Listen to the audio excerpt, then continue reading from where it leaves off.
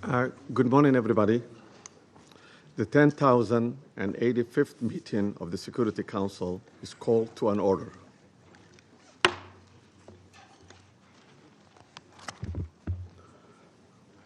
As this is the first formal meeting of the Security Council this year, I should like to extend my warm wishes on the new year to all members of the Security Council, the United Nations, and the Secretariat.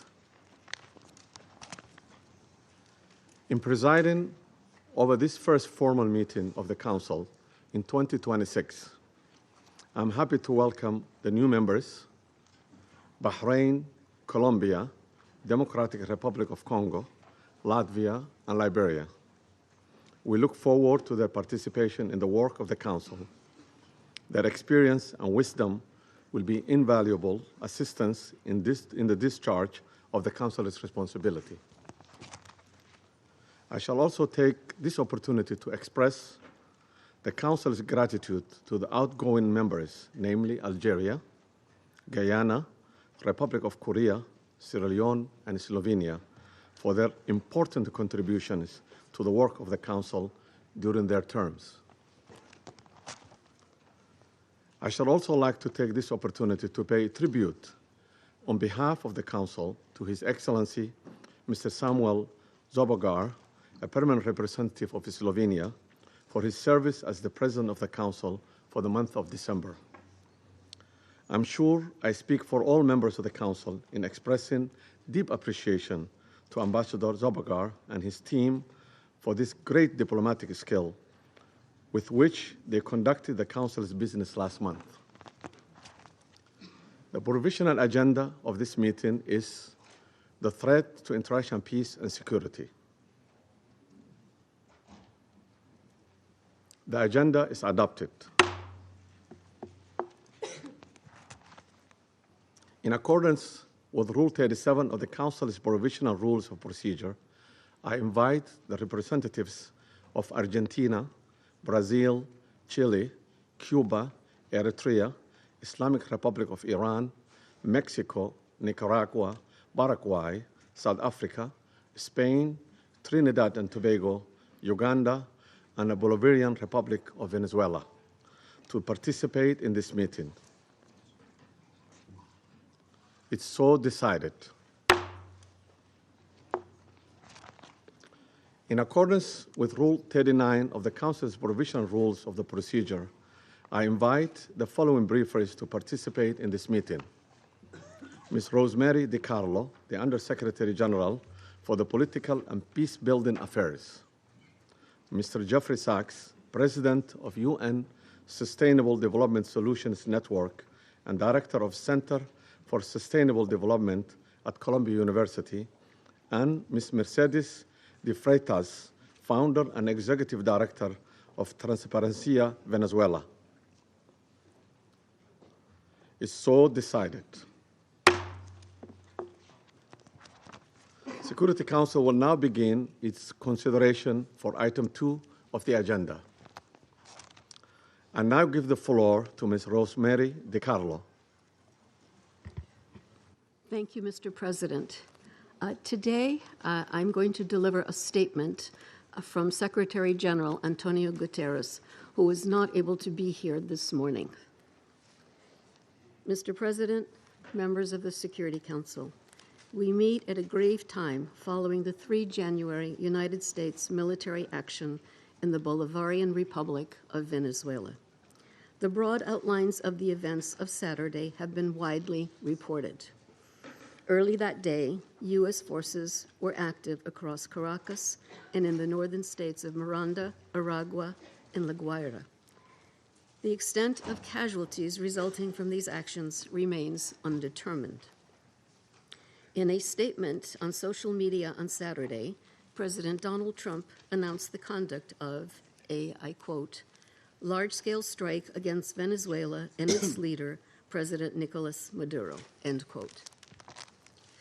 During a press conference on Saturday, President Trump stated, and I quote again, "We are going to run the country until such time that we can do a safe, proper, and judicious transition," end quote.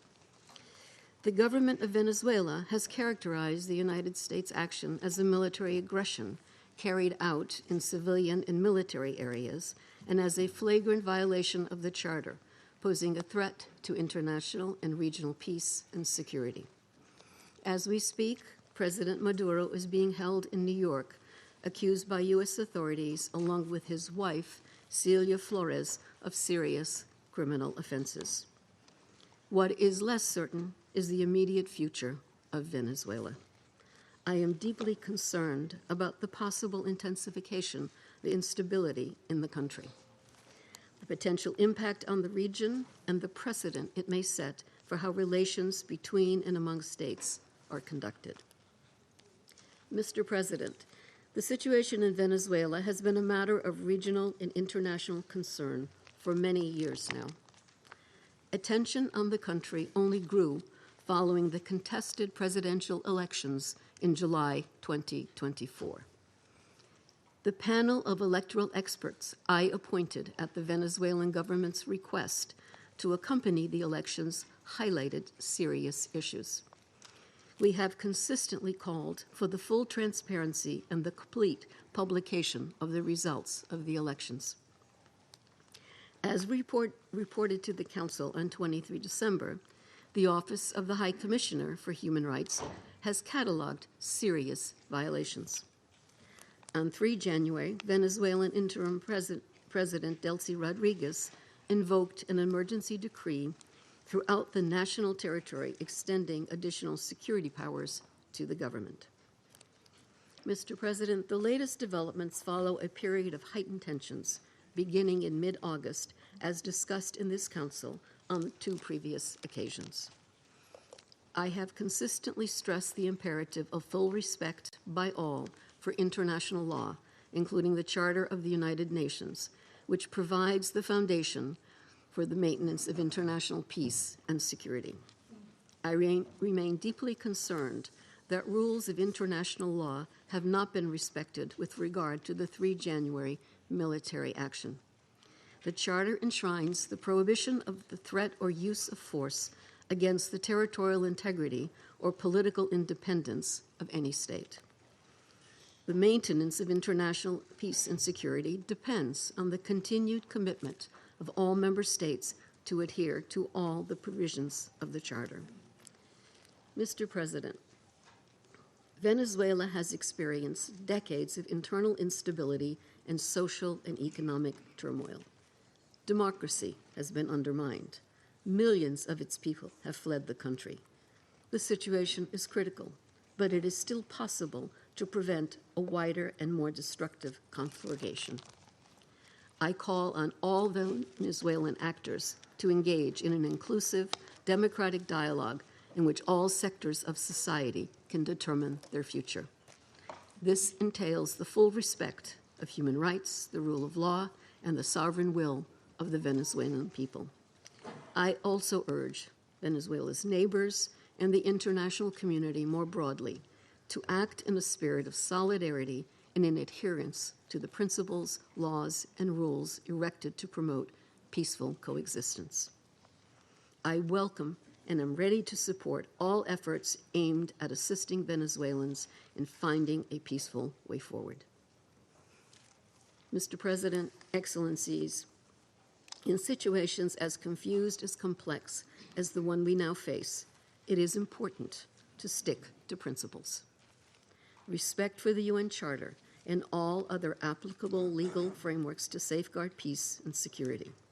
Respect for the principles of sovereignty, political independence, and territorial integrity of states. The prohibition of the threat or use of force. The power of the law must prevail. International law contains tools to address issues such as illicit traffic in narcotics, disputes about resources, and human rights concerns. This is the route we need to take. Thank you, Mr. President. I thank Ms. DiCarlo for her briefings. I now give the floor to Mr. Jeffrey Sachs. Mr. President, distinguished members of the Security Council, the issue before the Council today is not the character of the government of Venezuela. The issue is whether any member state, by force, coercion, or economic strangulation, has the right to determine Venezuela's political future or to exercise control over its affairs.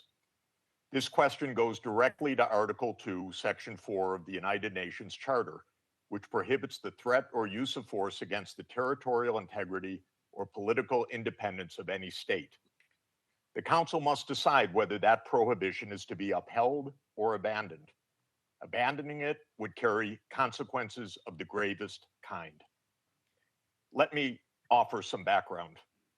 Since 1947, the United States foreign policy has repeatedly employed force, covert action, and political manipulation to bring about regime change in other countries. This is a matter of carefully documented historical record. In her book, Covert Regime Change, political scientist Lindsay O'Rourke documents 70 attempted U.S. regime change operations between 1947 and 1989 alone. These practices did not end with the Cold War. Since 1989, major United States regime change operations undertaken without authorization by the Security Council have included, among the most consequential, Iraq 2003, Libya 2011, Syria beginning in 2011, Honduras 2009, Ukraine 2014, and Venezuela from 2002 onward. The methods employed are well established and well documented. They include open warfare, covert intelligence operations, instigation of unrest, support for armed groups, manipulation of mass and social media, bribery of military and civilian officials, targeted assassinations, false flag operations, and economic warfare. These measures are illegal under the UN Charter, and they typically result in ongoing violence, lethal conflict, political instability, and deep suffering of the civilian population. The recent U.S. record with respect to Venezuela is also clear. In April 2002, the U.S. knew of and approved an attempted coup against the government. In the 2010s, the United States funded civil society groups actively engaged in anti-government protests. When the government cracked down on the protests, the U.S. followed with a series of sanctions. In 2015, President Barack Obama declared Venezuela to be, and I quote, an unusual and extraordinary threat to the national security and foreign policy of the United States. In 2017, at a dinner with Latin American leaders on the margin of the UN General Assembly, President Trump openly discussed the option of the U.S. invading Venezuela to overthrow the government. During 2017 to 2020, the United States imposed sweeping sanctions on the state oil company PDVSA. Oil production fell by 75% from 2016 to 2020, and the real GDP per capita declined by 62%.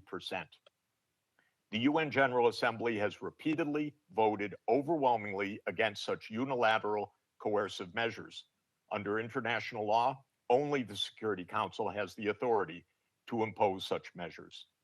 On the 23rd of January 2019, the United States unilaterally recognized Mr. Juan Guaido as interim president, and a few days later froze approximately $7 billion of Venezuelan sovereign assets held abroad and gave the designated authority over certain of these assets. These actions form part of a continuous U.S. regime change effort spanning more than 2 decades. In the past year, the United States has carried out bombing operations in 7 countries, none of which were authorized by the UN Security Council, and none of which were undertaken in lawful self-defense under the Charter. The targeted countries include Iran, Iraq, Nigeria, Somalia, Syria, Yemen, and now Venezuela. In the past month, President Trump has issued direct threats against 6 UN member states, including Colombia, Denmark, Iran, Mexico, Nigeria, and of course, Venezuela. Members of the Council are not called upon to judge Nicolas Maduro. They are not called upon to assess whether the recent U.S. attack and ongoing naval quarantine results in freedom or in subjugation. Members of the Council are called upon to defend international law and specifically the UN Charter. The realist school of international relations, articulated most brilliantly by John Mearsheimer, accurately describes the condition of international anarchy as the tragedy of great power politics. Realism is therefore a description, not a solution for peace. Its own conclusion is that anarchy leads to tragedy. In the aftermath of World War I, the League of Nations was created to end the tragedy through the application of international law. Yet the world's leading nations failed to defend international law in the 1930s, leading to renewed global war. The United Nations emerged from that catastrophe as humanity's second great effort to place international law above international anarchy. In the words of the Charter, the UN was created, quote, to save succeeding generations from the scourge of war, which twice in our lifetime has brought untold sorrow to mankind. Given that we are in the nuclear age, failure cannot be repeated. Humanity would perish. There would be no third chance. To fulfill its responsibilities under the Charter, the Security Council should immediately affirm the following actions. The United States shall immediately cease and desist from all explicit and implicit threats or use of force against Venezuela. The United States shall terminate its naval quarantine and all related coercive military measures undertaken in the absence of authorization by the UN Security Council. The United States shall immediately withdraw its military forces from within and along the perimeter of Venezuela, including intelligence, naval, air, and other forward deployed assets positioned for coercive purposes. Venezuela shall adhere to the UN Charter and to the human rights protected in the Universal Declaration of Human Rights. The Secretary General, I recommend, should immediately appoint a special envoy mandated to engage relevant Venezuelan and international stakeholders and to report back to the Security Council within 14 days with recommendations consistent with the Charter, and the Security Council should remain urgently seized of this matter. All member states should refrain from unilateral threats, coercive measures, or armed actions undertaken outside the authority of the UN Security Council. In closing, Mr. President and distinguished members of the Council, peace and the survival of humanity depend on whether the United Nations Charter remains a living instrument of international law or is allowed to wither into irrelevance. That is the choice before this Council today. Thank you very much. I thank Mr. Sachs for his briefings. I now give the floor to Ms. Mercedes de Fratea.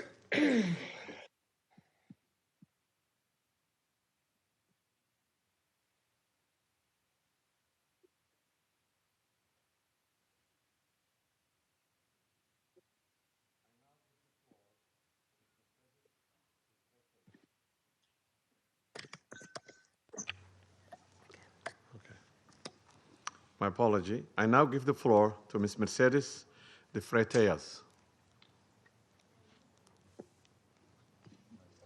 Good morning. I speak in Spanish.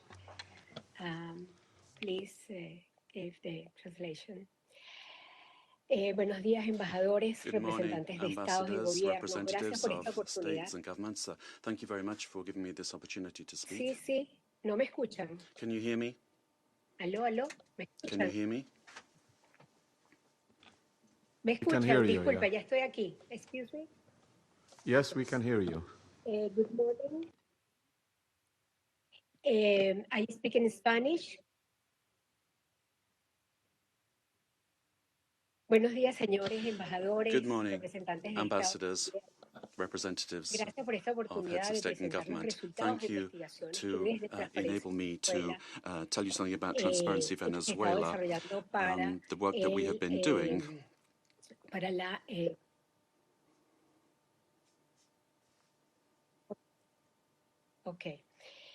He organizado we have organized la información que voy a presentar I've en 5 puntos. I've organized some information I'm going to put forward to you in 5 points. Volumen.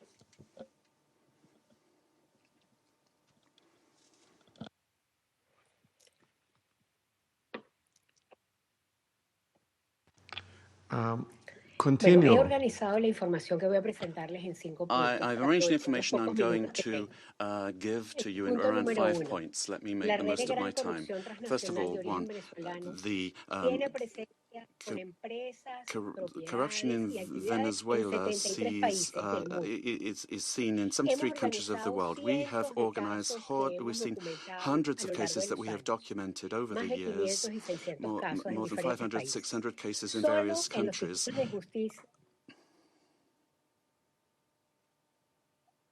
Continue, we can hear you. Go ahead, continue.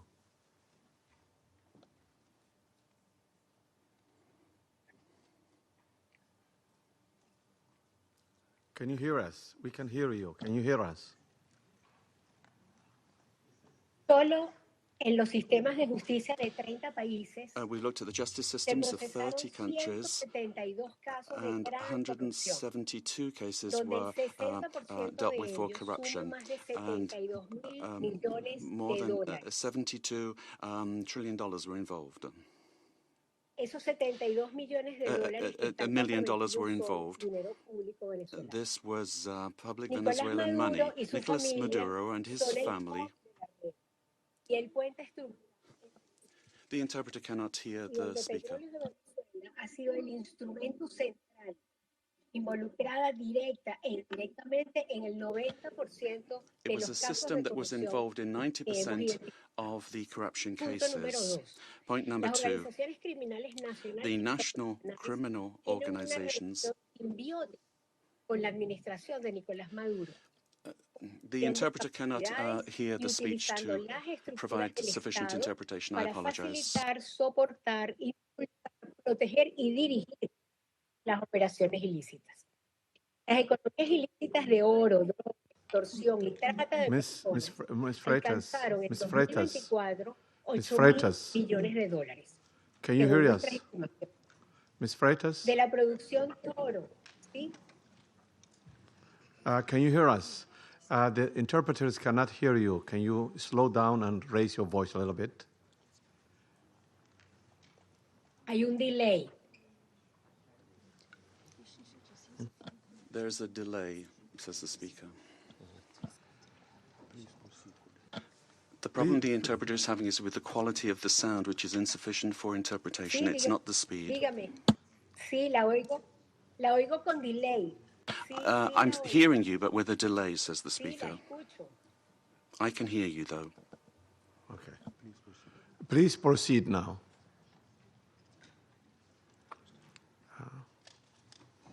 Okay, perfecto. Very well. El punto número 2. Las organizaciones criminales nacionales e internacionales National and international criminal organizations tienen una relación simbiótica con la have a administración de Nicolás symbiotic Maduro, relationship with the regime of Nicolas Maduro, sharing capacity, using the state structures to facilitate impulsar, proteger y dirigir their las work operaciones and to ilícitas. protect Las illicit economías ilícitas operations de oro, in droga, gold, for example, extorsión drugs, y trata de extortion, and human trafficking. Pero según nuestras estimaciones, And according to our estimates, $8.2 billion. this accounts for about $8 billion. Gold, for example, only 20% is reported to the National Treasury. The rest goes to private accounts where there are members and allies with the government. This mining industry has exploited so many people using national parks and also the Amazon area. And then to launder the money from corruption, the network has money laundering structures that are very sophisticated. And since 2021, they've been involved in this work. 3, great corruption has led to a decrease in the income of the state and therefore public expenditure, and therefore affecting the quality of basic services. The current economy is in crisis. There's no money either to service the debt. Que tiene a Venezuela en cesación de pagos selectivos, en un default técnico, desde el 2017. Venezuela has been in technical default since 2017. Al que aún le debemos más de $15.000 millones. we owe more than $15 million. For Venezuelans have had to learn to live with just a few hours of electricity per day in very many parts of the country. And we've learned to protect ourselves from daily extortion from the armed Colombian groups or the organized crime groups, but also elements of the state. So many families only have one meal per day below the calories that they need, affecting their nutrition, which is getting worse day by day. Humanitarian programs are not sufficient.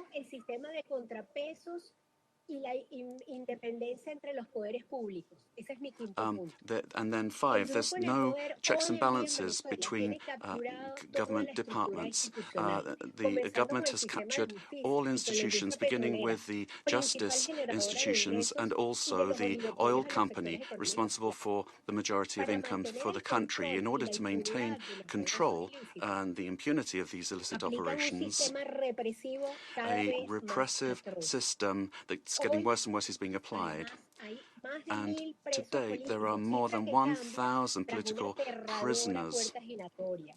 At the end of the year,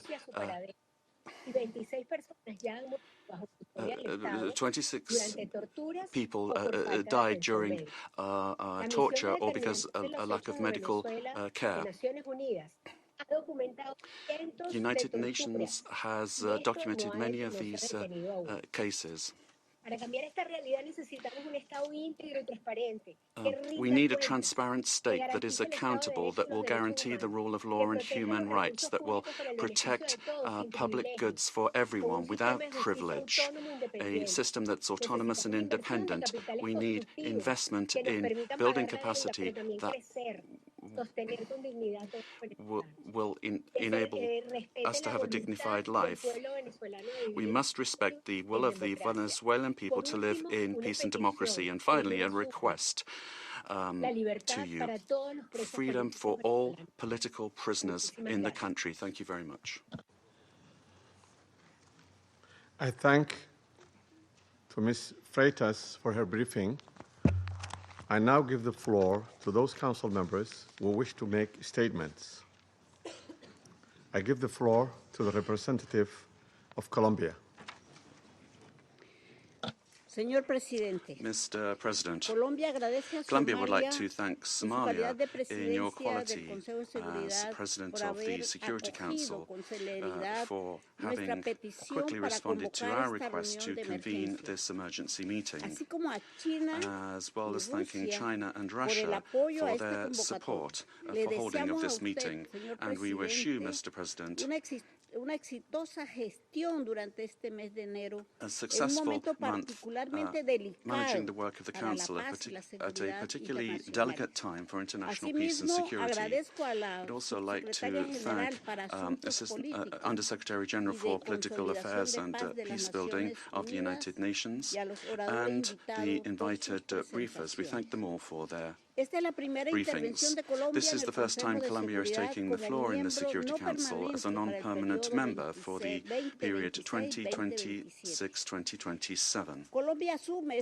Colombia is taking on this responsibility with a deep sense of duty, and we are going to do this from the first day, defending international law and the purposes and principles enshrined in the United Nations Charter.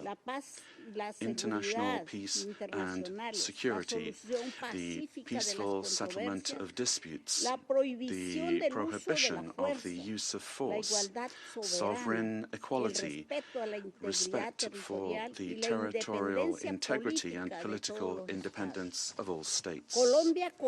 Colombia condemns categorically the events that occurred in the early morning of the 3rd of January in Venezuela, where We saw multiple explosions and air activity over Caracas and other areas of the country as part of a military attack carried out by the United States, which included bombings of civilian and military infrastructure, creating panic amongst the population.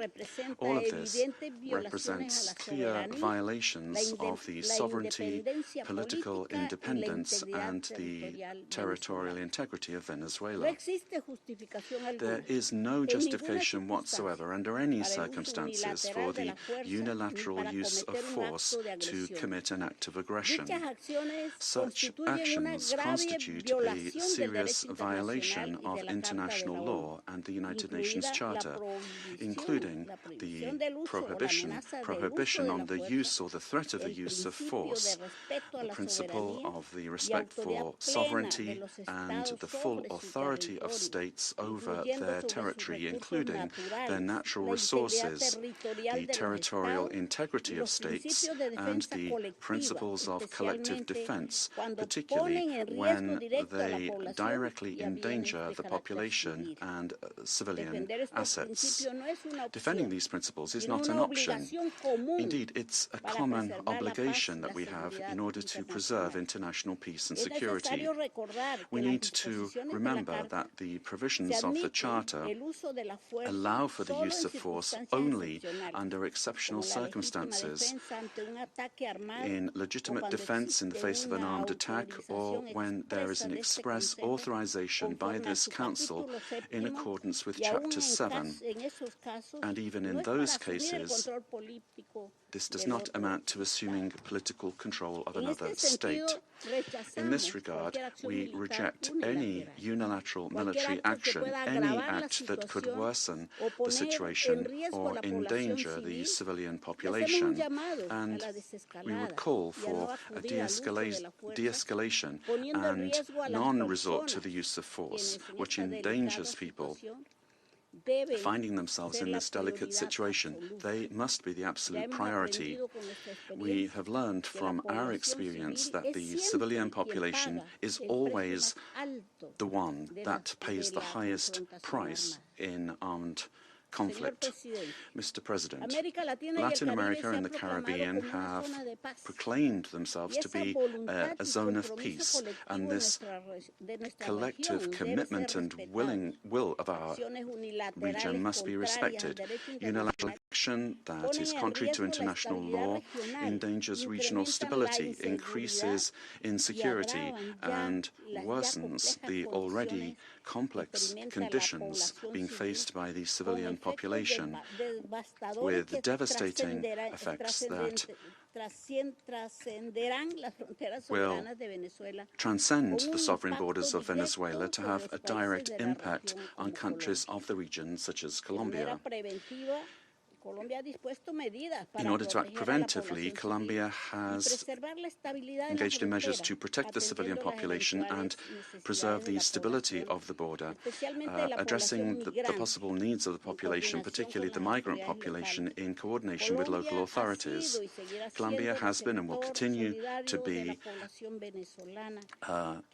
show solidarity in receiving the Venezuelan people who, given the uncertainty created by these attacks, this may lead to a massive outflow of migration, which will require significant efforts in terms of resources and capacities to provide the necessary support and assistance to those areas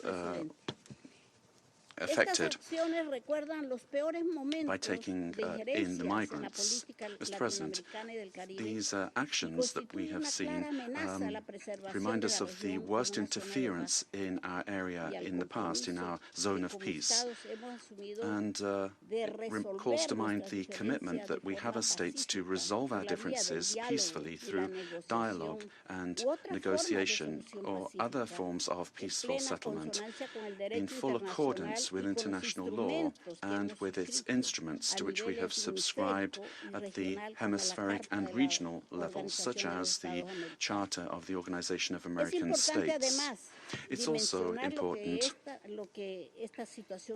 to understand the dimension of this situation for international peace and security beyond our region, particularly when a permanent member of the Security Council takes the decision to use force and assume control unilaterally of another sovereign state, with the aim, amongst other things, of taking its natural and strategic resources. This is very worrisome for the international community, the international order that was established after the Second World War, and flagrantly violates international law and is in clear contradiction with the United Nations Charter and the very goal for which this council was created.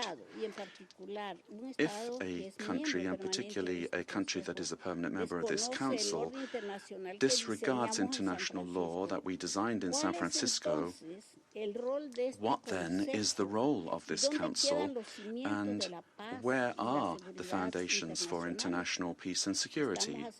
We are accepting that the law and the interests of the strongest prevail over multilateralism and over agreements that we have forged with dialogue and diplomacy in this very chamber. Democracy cannot be promoted or defended through violence or coercion, and it cannot be superseded either by economic interests. Democracy can only be built and sustained through respect for the will of peoples, the reaffirmation of the rule of law, through political dialogue and peaceful and inclusive processes. Venezuela deserves to live in peace, in democracy, prosperity and dignity, with a government that is defined in sovereignty by no one else than the Venezuelan people and their institutions. This is why Colombia has reiterated its call to open up paths for democracy in Venezuela through specific popular decisions being taken. The importance of preserving peace, respect for international law and the protection of life and human rights must prevail over anything else. Colombia reaffirms its conviction that working tirelessly under these principles in our new role as a non-permanent member of the Security Council is what we plan to do, and we make ourselves available, our good offices available for a diplomatic way out of the current crisis in this brotherly country. We will meet our responsibility, primary responsibility, to maintain international peace and security.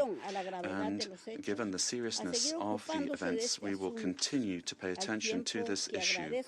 And we'd also like to thank the Secretary General of the United Nations for providing his good offices to defend the purposes and principles of the United Nations Charter, to activate channels for mediation available to him and facilitate dialogue with the parties concerned, looking in the search for alternatives that will make it possible to find a way out of the situation led by Venezuelans themselves and provide assistance to Venezuelans that need this. In conclusion, we'd urge the parties to exercise maximum caution and restraint, to de-escalate tensions and to follow dialogue and diplomatic channels and develop mechanisms to avoid continued flagrant violations of international law. This will require the help of the United Nations and of regional organizations. Thank you very much, Mr. President. I thank the representative of Colombia for her statement and now give the floor to the representative of Russian Federation. Mr. President, first and foremost, we wish to congratulate you on your accession to the presidency of the Security Council.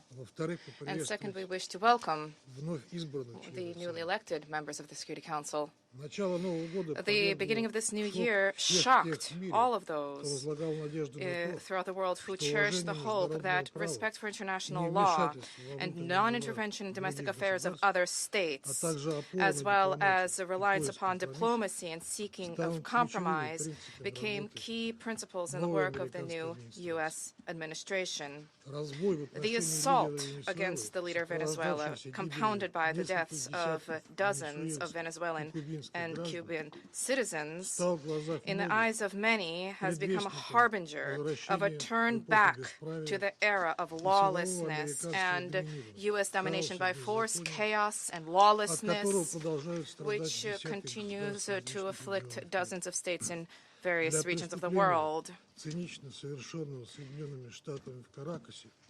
There is no and can be no justification for the crimes cynically perpetrated by the United States in Caracas. We firmly condemn the U.S. act of armed aggression against Venezuela in breach of all international legal norms. In connection with the confirmed reports about the presence of the abducted president of Venezuela, Nicolas Maduro, and his spouse in the United States, today, as we are aware, they are in New York, we call upon, corrects the Speaker, the U.S. leadership to immediately release the legitimately elected president of an independent state and his spouse. Any problems existing or conflict between the United States and Venezuela need to be resolved through dialogue. And this is precisely what is enshrined in the UN Charter, the purposes and the principles of which a number of states in recent years have begun to apply selectively, depending upon the political landscape. Today, we are reaping the consequences of their recklessness and selectivity in matters related to respect for the norms of international law, which were linked to the so-called rules-based world order. Here is your rules-based world order in all of its glory, which is horrifying even the staunchest Atlanticists. Mr. President, we extend our firm solidarity with the people of Venezuela in the face of the external aggression. We firmly support and completely support the policy of the Bolivarian government, which is geared towards protection of their national interests and the sovereignty of the country.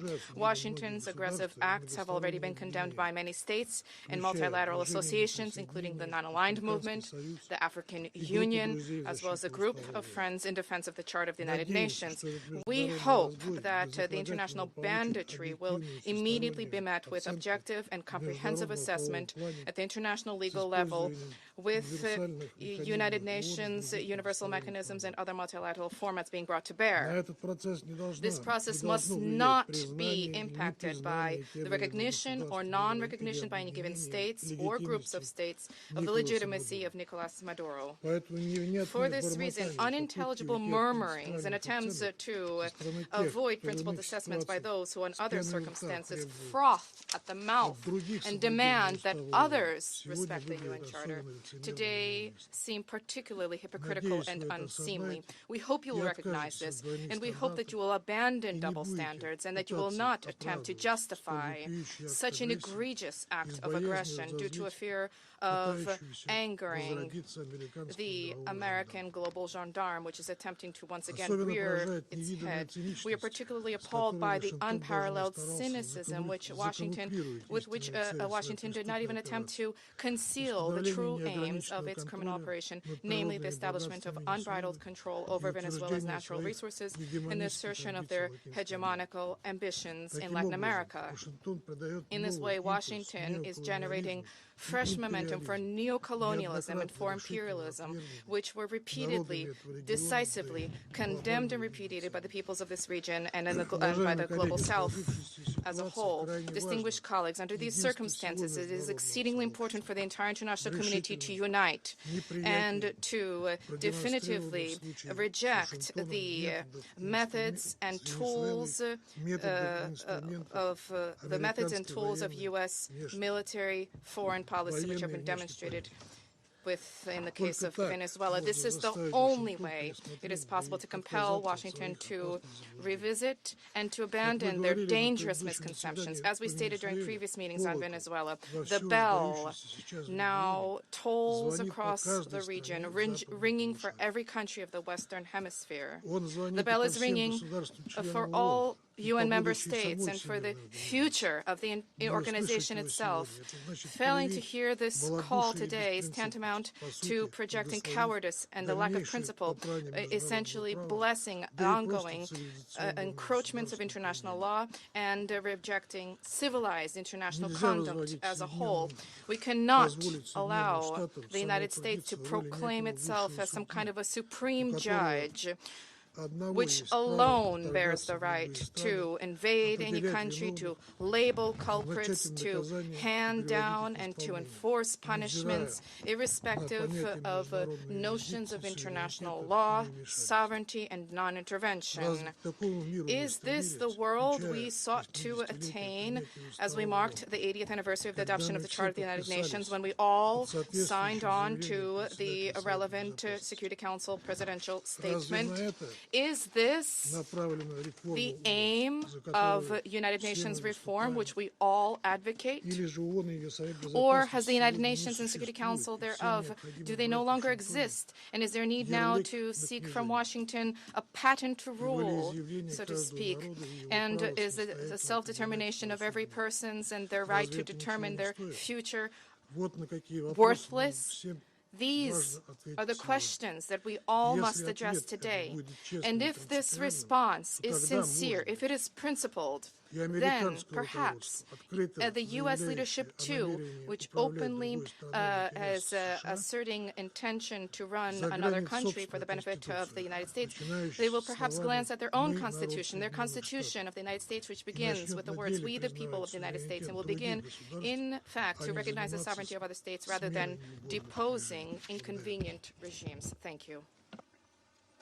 I thank the representative of Russian Federation and now give the floor to the representative of China. President. 中方支持安理会就美国对委内瑞拉发动军事打击召开紧急会议。感谢迪卡洛副秘书长宣读古特雷斯秘书长的通报。我认真听取了通报人的发言，欢迎委内瑞拉常驻代表和其他国家代表出席会议。1月3日，美国悍然对委内瑞拉发动大规模军事打击，强行控制委内瑞拉总统 forcibly seized Venezuelan President Nicolas Maduro and his wife and took them out of the country. It claimed that it will run Venezuela and even didn't rule out launching a second round of military operations on an even larger scale. China is deeply shocked by and strongly condemns the unilateral, illegal, and bullying acts of the U.S. For some time now, the international community has repeatedly expressed grave concern over the U.S. sanctions, blockade, and threats of force against Venezuela. The Council convened 2 emergency meetings, during which Secretary General Guterres, many Council members, and countries in the region and beyond unanimously called for abiding by the UN Charter and the international law, maintaining calm and restraint, resolving disputes peacefully, de-escalating tensions, and safeguarding regional stability. However, as a permanent member of the Council, the U.S. has disregarded the grave concerns of the international community, wantonly trampled upon Venezuela's sovereignty, security, and legitimate rights and interests, and seriously violated the principles of sovereign equality, non-interference in internal affairs, peaceful settlement of international disputes, and the prohibition of the use of force in international relations. These principles constitute the fundamental tenets of the UN Charter and form the cornerstone of maintaining international peace and security. The U.S. has placed its own power above multilateralism and military action above diplomatic efforts, posing a grave threat to peace and security in Latin America and the Caribbean, and indeed internationally. China firmly opposes this, and the international community has also expressed widespread grave concern and strong condemnation. We urge the U.S. to heed the overwhelming voice of the international community, abide by international law and the purposes and principles of the UN Charter, cease infringing upon the sovereignty and security of other countries, stop toppling the government of Venezuela, and return to the path of political solutions through dialogue and negotiations. We call on the U.S. to ensure the personal safety of President Maduro and his wife and to release them at once. We support the Council in fulfilling its primary responsibility to maintain international peace and security, and we support all efforts by the UN Secretary-General, regional countries, and organizations that contribute to promoting dialogue and de-escalating the situation. President, the lessons of history are a stark warning. Military means are not the solution to problems, and the indiscriminate use of force will only lead to greater crisis. The U.S. bypassed the Council to launch military operations against Iraq, blatantly attacked Iran's nuclear facilities, and imposed economic sanctions, military strikes, and even armed occupations on multiple countries in Latin America and the Caribbean.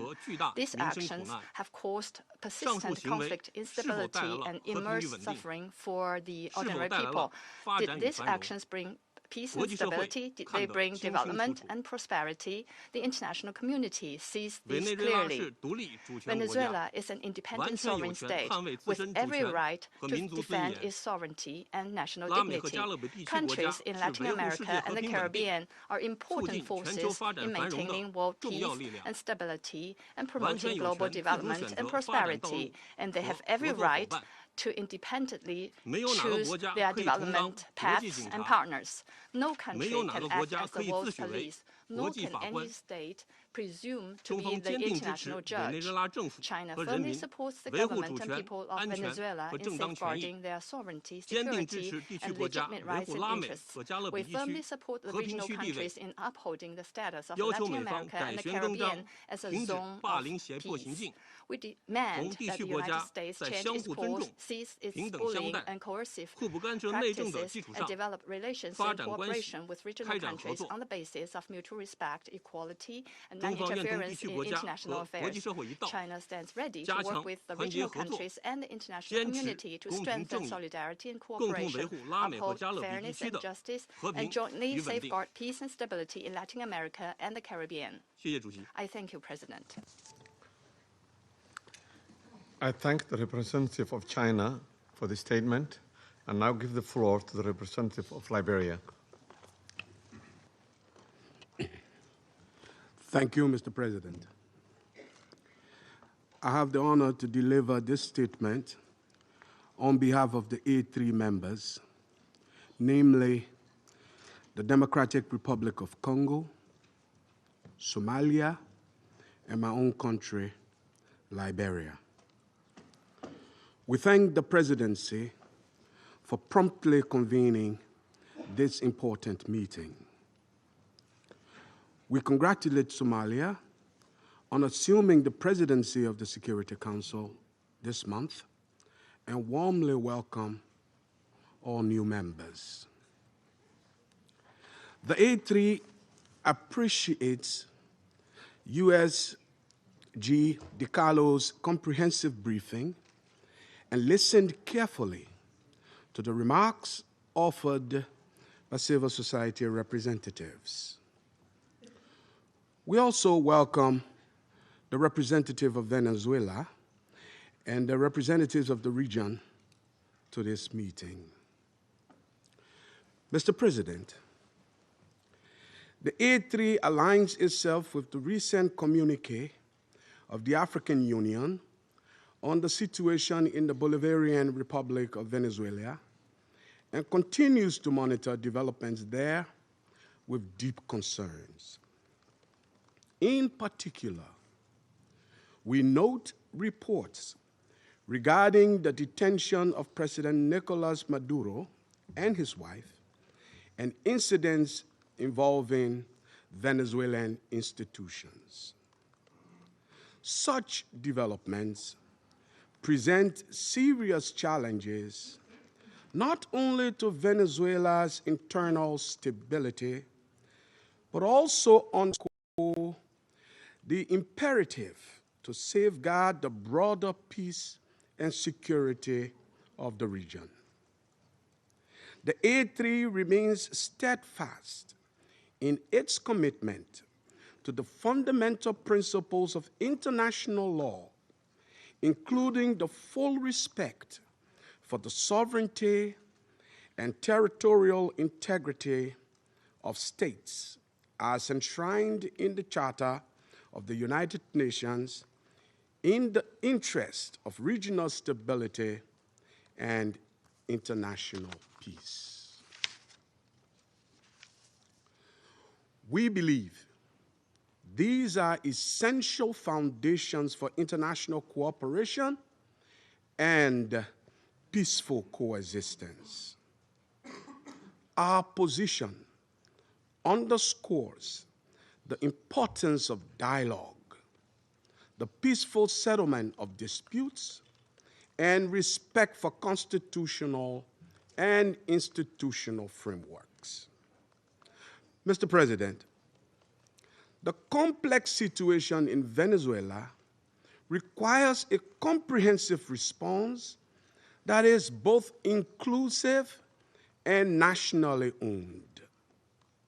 We continue to hold that a sustainable and peaceful resolution can only be found through constructive dialogue among Venezuelans themselves, with genuine respect for the aspiration and rights of the Venezuelan people, and with the constructive support of the international community. The A3 expresses its solidarity with the people of Venezuela and reiterates the African Union's commitment to peace, stability, and mutual respect among nations and regions. It's important for all parties, both within Venezuela and in the broader international community, to exercise restraint and responsibility, upholding international law and avoiding any action that could escalate tension or threaten regional stability. The A3 stands ready to support all efforts within this Council and in cooperation with regional partners to facilitate a peaceful, inclusive, and lasting resolution to the situation in Venezuela. I thank you. I thank the representative of Liberia for the statement, and now give the floor to the representative of the United States. Mr. President, thank you for chairing. And I particularly want to thank you, Mr. Freitas, for your briefing. And I'll point out that Mr. Freitas is in exile, having fled the regime. Thank you for your courage, and thank you for shedding a light on the true atrocities of the illegitimate Maduro regime. This past weekend, colleagues, the United States successfully carried out a surgical law enforcement operation facilitated by the U.S. military against two indicted fugitives of American justice, narco-terrorist Nicolas Maduro and Celia Flores. Colleagues, Nicolas Maduro is responsible for attacks on the people of the United States, for destabilizing the Western Hemisphere, and illegitimately repressing the people of Venezuela. As Secretary Rubio has said, there is no war against Venezuela or its people. We are not occupying a country. This was a law enforcement operation in furtherance of lawful indictments that have existed for decades. The United States arrested a narco-trafficker who is now going to stand trial in the United States in accordance with the rule of law for the crimes he's committed against our people for 15 years. A similar action was taken in 1989 against Manuel Noriega. He was arrested, indicted, convicted in a court of law, served in prison in the United States and in Panama, and the Panamanian people, the American people, are safer for it. And undeniably, the region was more stable.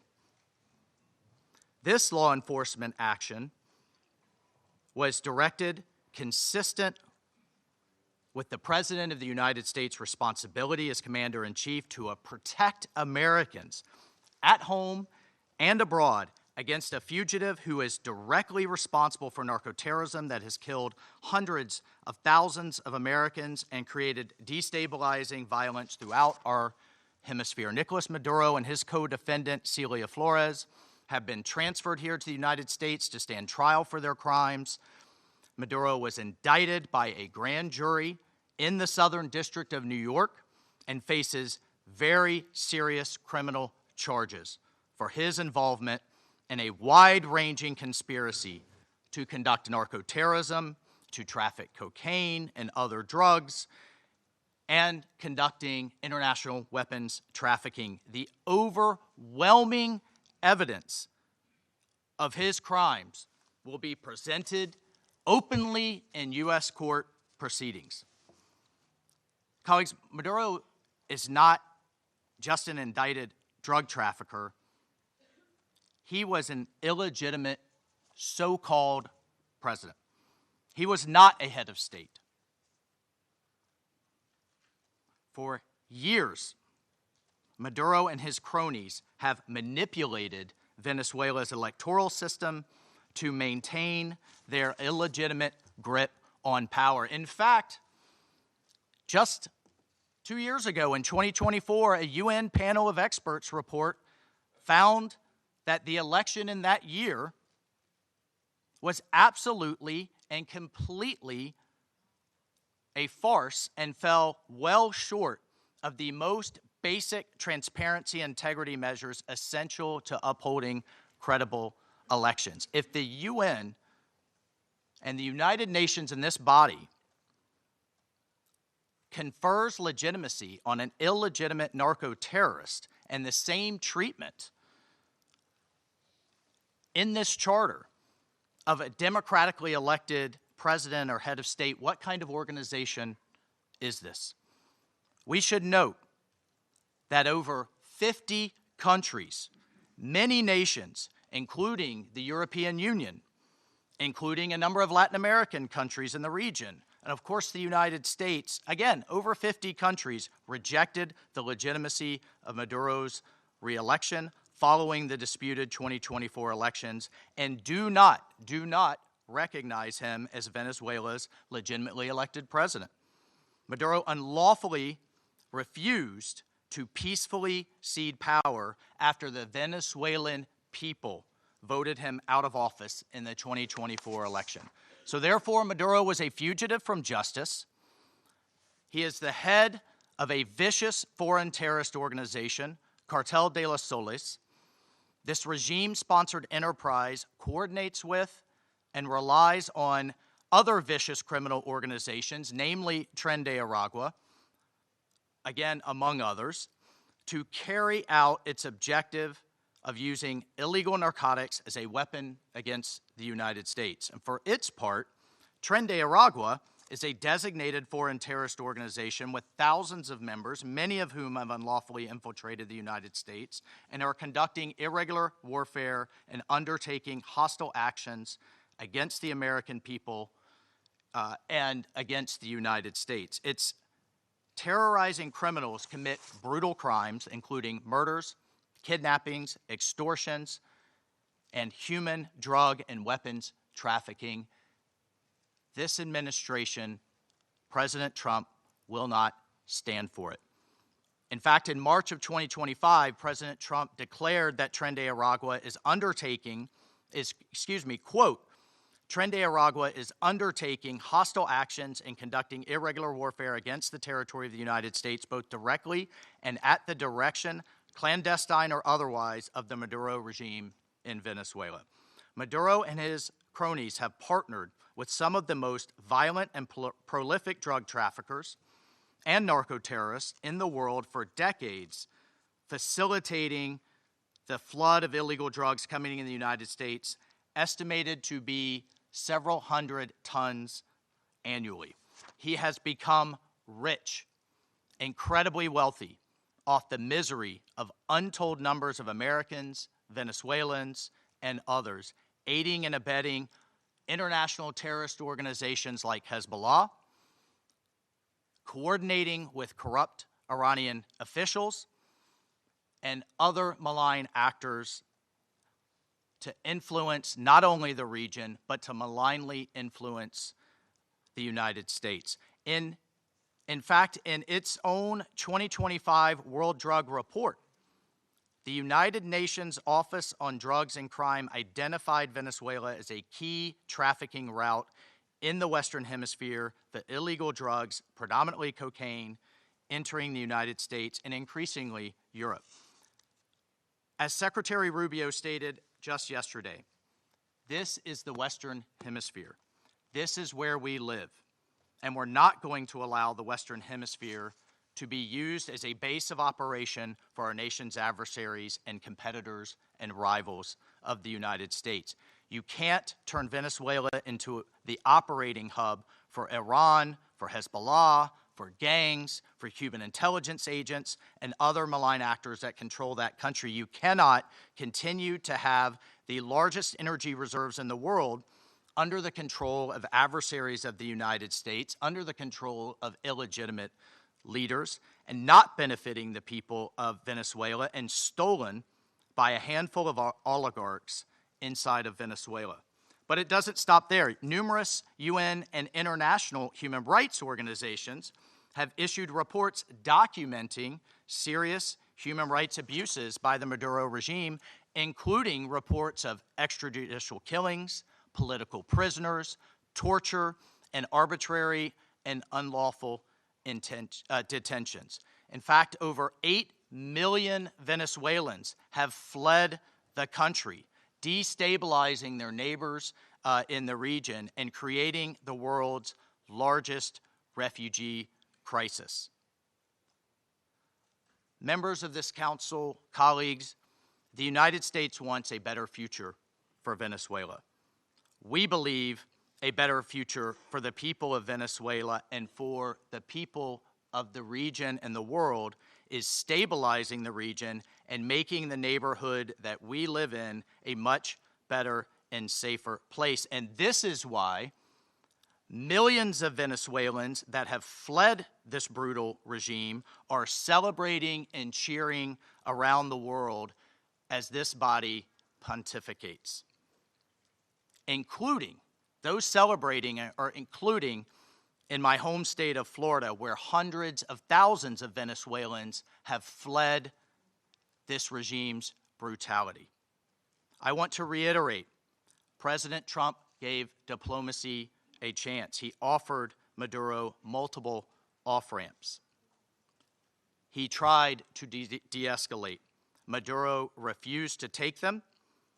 President Trump made it clear that the narco-terrorism must stop, and yet it continued. The United States will not waver in our actions to protect Americans from the scourge of narco-terrorism and seeks peace, liberty, and justice for the great people of Venezuela. I thank you, Mr. President. I thank the representative of the United States and now give the floor to the representative of Panama. Gracias, señor presidente. Thank you, Mr. President. Extendemos la más cordial bienvenida I'd like to extend a warm welcome to the representatives of Bahrain, Colombia, Liberia, Latvia, and the Democratic Republic of Congo, and who have joined the Security Council as elected members and who are joining us today in the chamber. And we congratulate Somalia on assuming the presidency of the Security Council this month. I'd like to thank Under Secretary General for Political Affairs, Rosemary DiCarlo, for her detailed report representing Secretary General Antonio Guterres. She's briefed us on the situation under discussion today. We're also very grateful for the very valuable presentations by Mr. Jeffrey Sachs and Ms. Mercedes de Freitas. In this context, the Republic of Panama would like to refer to the situation that has taken place in the territory of the Bolivarian Republic of Venezuela, which is of concern due to its possible impact on peace and regional stability. However, in the light of the unfortunate reality of the facts that we've seen, we now need to turn our attention constructively towards the future of Venezuela. However, it's important to point out that in terms of a constant principle of our foreign policy, Panama would like to reiterate our unfailing commitment to multilateralism, to the sovereignty of states, and to the unrestricted respect for international law, especially the principles enshrined in the United Nations Charter, including non-intervention, respect for territorial integrity, and the prohibition of the use of force. This is mentioned in Article 2 of the United Nations Charter. These principles are, and they continue to be, the indispensable framework for the peaceful coexistence between nations. Panama also believes it's necessary to highlight that the situation Venezuela is facing is unfolding in an environment marked by the disregard for the will of its people, as well as by a sustained erosion of democratic institutions.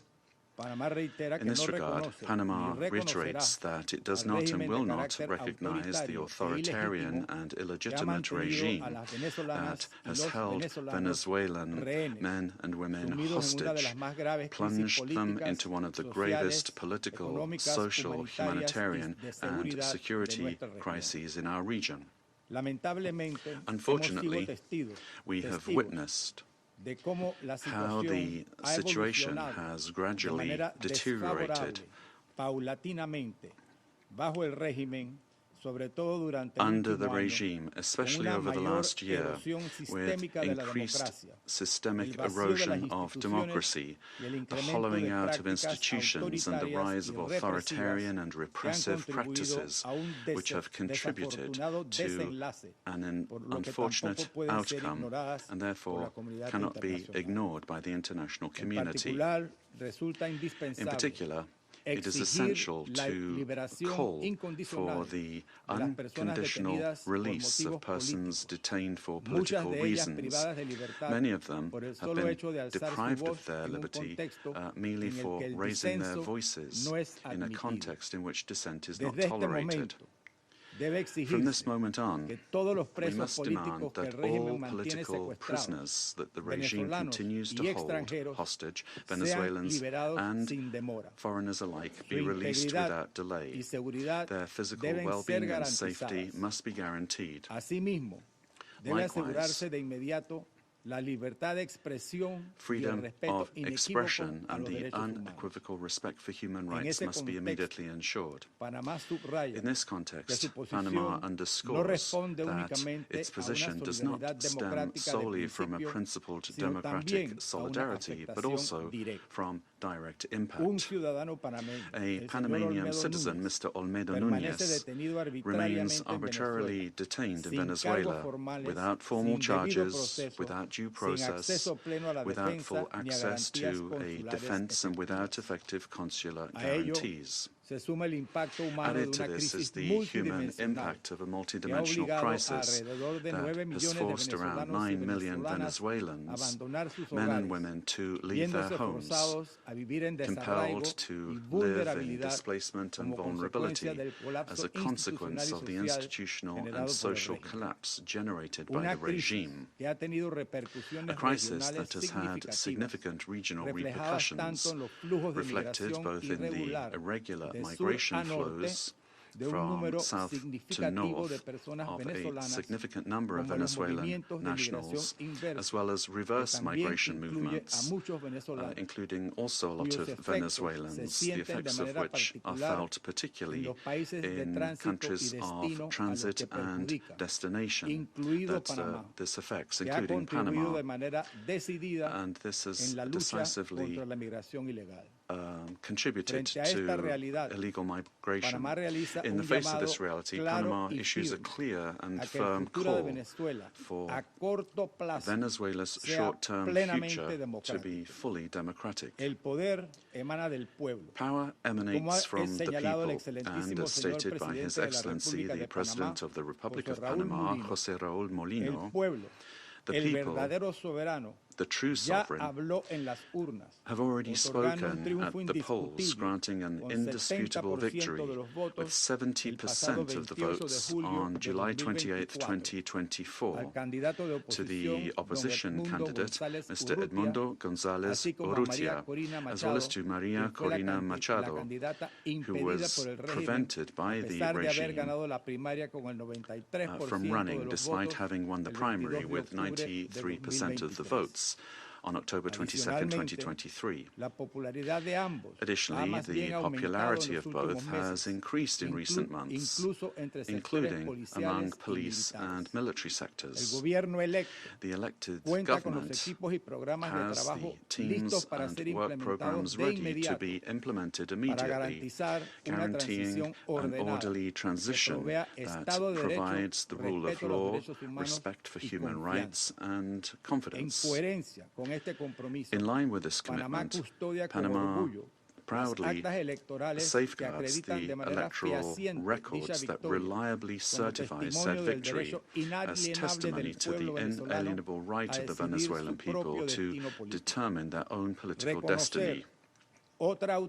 Recognizing any authority other than that of the elected president would amount to legitimizing electoral fraud, normalizing authoritarianism, and undermining the universal principle of free elections as the source of legitimacy. Likewise, any attempt to establish a permanent government headed by figures from the repressive apparatus, such as Delcy Rodriguez, would constitute continuity of the system and not a genuine transition. Any political solution must be peaceful, it must be democratic, and led by the Venezuelans, with the responsible assistance of the international community, including the United Nations and regional mechanisms such as the Organization of American States. Panama does not wish and would like to avoid a scenario in which Venezuela's reality simply evolves into a change from one crisis to another, one crisis replacing another.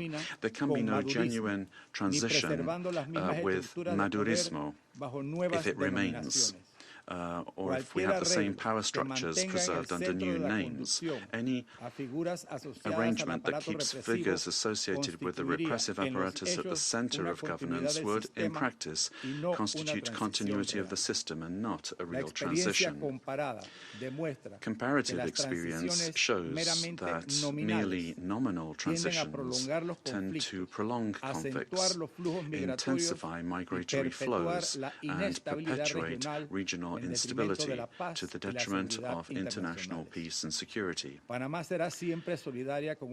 will always stand in solidarity with an orderly and democratic transition process, anchored in the popular will already expressed at the polls on July 28, 2024, aimed at restoring democratic institutions through an interim period strictly limited in time, the sole purpose of which is to create the conditions necessary for the effective exercise of the Venezuelan people's right to self-determination. As a country that recovered its democracy and sovereignty, Panama can state clearly that there can be no peace without legitimacy, nor legitimacy without democracy, and that every democracy is ultimately based on respect for the popular will. Mr. President, Panama, due to our commitment to multilateralism and international law, in its capacity as member of the Security Council, will continue to contribute responsibly to collective efforts aimed at preserving peace, strengthening democracy, and supporting legitimate and sustainable solutions anchored in the sovereign will of peoples and respect for international law. Thank you very much. I thank the representative of Panama for the statement and now give the floor to the representative of Latvia. Thank you, Mr. President. At the outset, I would like to congratulate Somalia on assuming the presidency of the United Nations Security Council in January, and wish you all success. Latvia takes its seat on the Council with a profound sense of honor and responsibility for this role. And let me thank Under-Secretary General Rosemary DiCarlo for today's briefing on behalf of the Secretary General, and I thank the invited briefers. The Security Council bears primary responsibility for the global efforts to uphold peace, security, and rule of law worldwide. Latvia recalls that under all circumstances, the principles of international law and the UN Charter must be upheld. All efforts now focus on ensuring de-escalation and stability in Venezuela based on inclusive dialogue and broad societal support. Latvia encourages all relevant actors to prioritize diplomatic efforts and work collectively towards a peaceful, democratic, and sustainable future for Venezuela. Latvia stands in solidarity with the people of Venezuela and their right to freedom and democracy. Rights that were not respected by the Maduro regime during 2024 presidential elections and before, and which remain unmet to this day. The regime of Nicolas Maduro was rooted in mass repression, corruption, organized crime, including drug trafficking, and posed a grave threat to security of the region and the world. It has repeatedly violated the UN Charter and undermined international law, including through open support for Russia's aggression against Ukraine. The Maduro regime does not represent the will of the Venezuelan people and has relied on widespread, systematic repressions of human rights across the country to maintain power. 8 million Venezuelans have been forced to flee the country since 2014. Latvia also remains committed to working jointly together with partners to counter global transnational organized crime networks, including in Latin America and Caribbean. Such criminal activities place the lives of countless people at grave risk, particularly women and children. Addressing these challenges requires sustained cooperation in full respect of international law. Latvia continues to closely monitor the situation in Venezuela and stands prepared to continue working with its partners to support a peaceful, democratic, and just transition that reflects the aspirations of the Venezuelan people. And I thank you. I thank the representative of Latvia for her statement and now give the floor to the representative of Denmark. Thank you, Mr. President.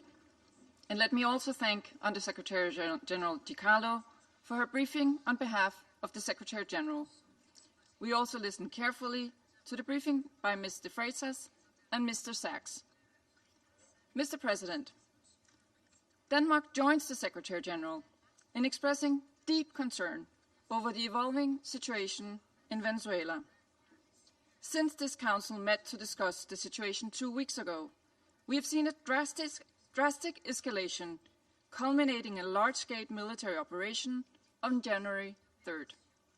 At our last meeting, Denmark urged all actors to strictly adhere to international law and to de-escalate tensions and exercise the necessary restraint. Today, we echo the Secretary General in his concern regarding the worrying implications of this military action. Independent of the situation in Venezuela, these developments constitute a dangerous precedent. International law and the UN Charter, as a pillar of the international security architecture, must be respected by all states. Denmark recalls the foundational principle of international law that forbids states from threatening or using force against another state's territorial integrity and political independence. This imperative is enshrined in Article 2, Paragraph 4 of the UN Charter. Members of the UN Security Council have a special responsibility to uphold these principles. The principles of sovereignty, political independence, and territorial integrity must be respected. The inviolability of borders is not up for negotiation. These are universal, sacrosanct principles enshrined in international law. They apply everywhere. Mr. President, once again, Denmark calls on all parties to urgently de-escalate tensions that could threaten peace and stability in the region and beyond. International disputes should be settled by peaceful means, as stated in the UN Charter. We further call on all parties to exercise maximum restraint and to engage in dialogue and diplomacy. Denmark takes note of official statements from the United States government stating that the military operations are to combat drug trafficking and stem the illicit flow of illegal narcotics. Denmark shares the priority of combating organized crime and drug trafficking, while reiterating that counter-narcotic efforts, as all other efforts, must be conducted in strict accordance with international law, including the fundamental rules and principles of the UN Charter. Mr. President, against this backdrop, Denmark wishes to recall our solidarity with the people of Venezuela. Denmark does not recognize Nicolas Maduro as the legitimate president of Venezuela following the lack of transparency and integrity in the 2024 presidential elections, which failed to meet basic democratic standards. In Maduro's attempts to cling to power, his authoritarian regime grew increasingly oppressive. His regime bears responsibility for widespread and systematic violations of human rights against his fellow citizens, and he should be held accountable. The victims of the Maduro regime's alleged crimes against humanity have to be heard. The Venezuelan people have a right to democracy and self-determination exercised through peaceful, inclusive, and credible democratic processes, free from fear of political persecution, intimidation, or repression, and external political interference. This includes the rights of Venezuelans alone to determine their political, economic, and social future without coercion, pressure, or manipulation by external actors. No state should seek to influence political outcomes in Venezuela through the use or threat of force or through other means inconsistent with international law. Venezuela's future can be decided only by the Venezuelans. We call on all parties and stakeholders to come together for a negotiated and peaceful transition to democratic rule in a process led by and owned by Venezuelans. At this critical and uncertain time, it is imperative that all parties fully respect human rights and international law. Denmark remains committed to supporting Venezuela and the aspirations of its people on its path to lasting political stability. I thank you. I thank the representative of Denmark for her statement and now give the floor to the representative of the United Kingdom. Thank you, President. I congratulate Somalia on the assumption of the presidency of the Council for the month of January. And I thank our briefers for their remarks. Colleagues, the Venezuelan people have suffered for years. This Council now meets at a pivotal moment for Venezuela's future.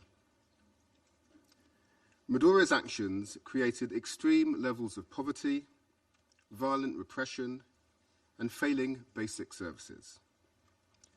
His regime's rule precipitated a displacement crisis affecting the whole region. The United Kingdom has long been clear that Maduro's claim to power was fraudulent. To date, Venezuela's National Electoral Council has failed to publish the full results of the July 2024 presidential elections, and independent domestic and international reports also observed significant irregularities and a lack of transparency. President, the United Kingdom wants to see a safe and peaceful transition to a legitimate government that reflects the will of the Venezuelan people. They deserve a government which reflects their vote at the ballot box and delivers a more stable, prosperous future for all Venezuelans. Finally, President, the United Kingdom reaffirms its commitment to international law and the principles enshrined in the Charter of the United Nations.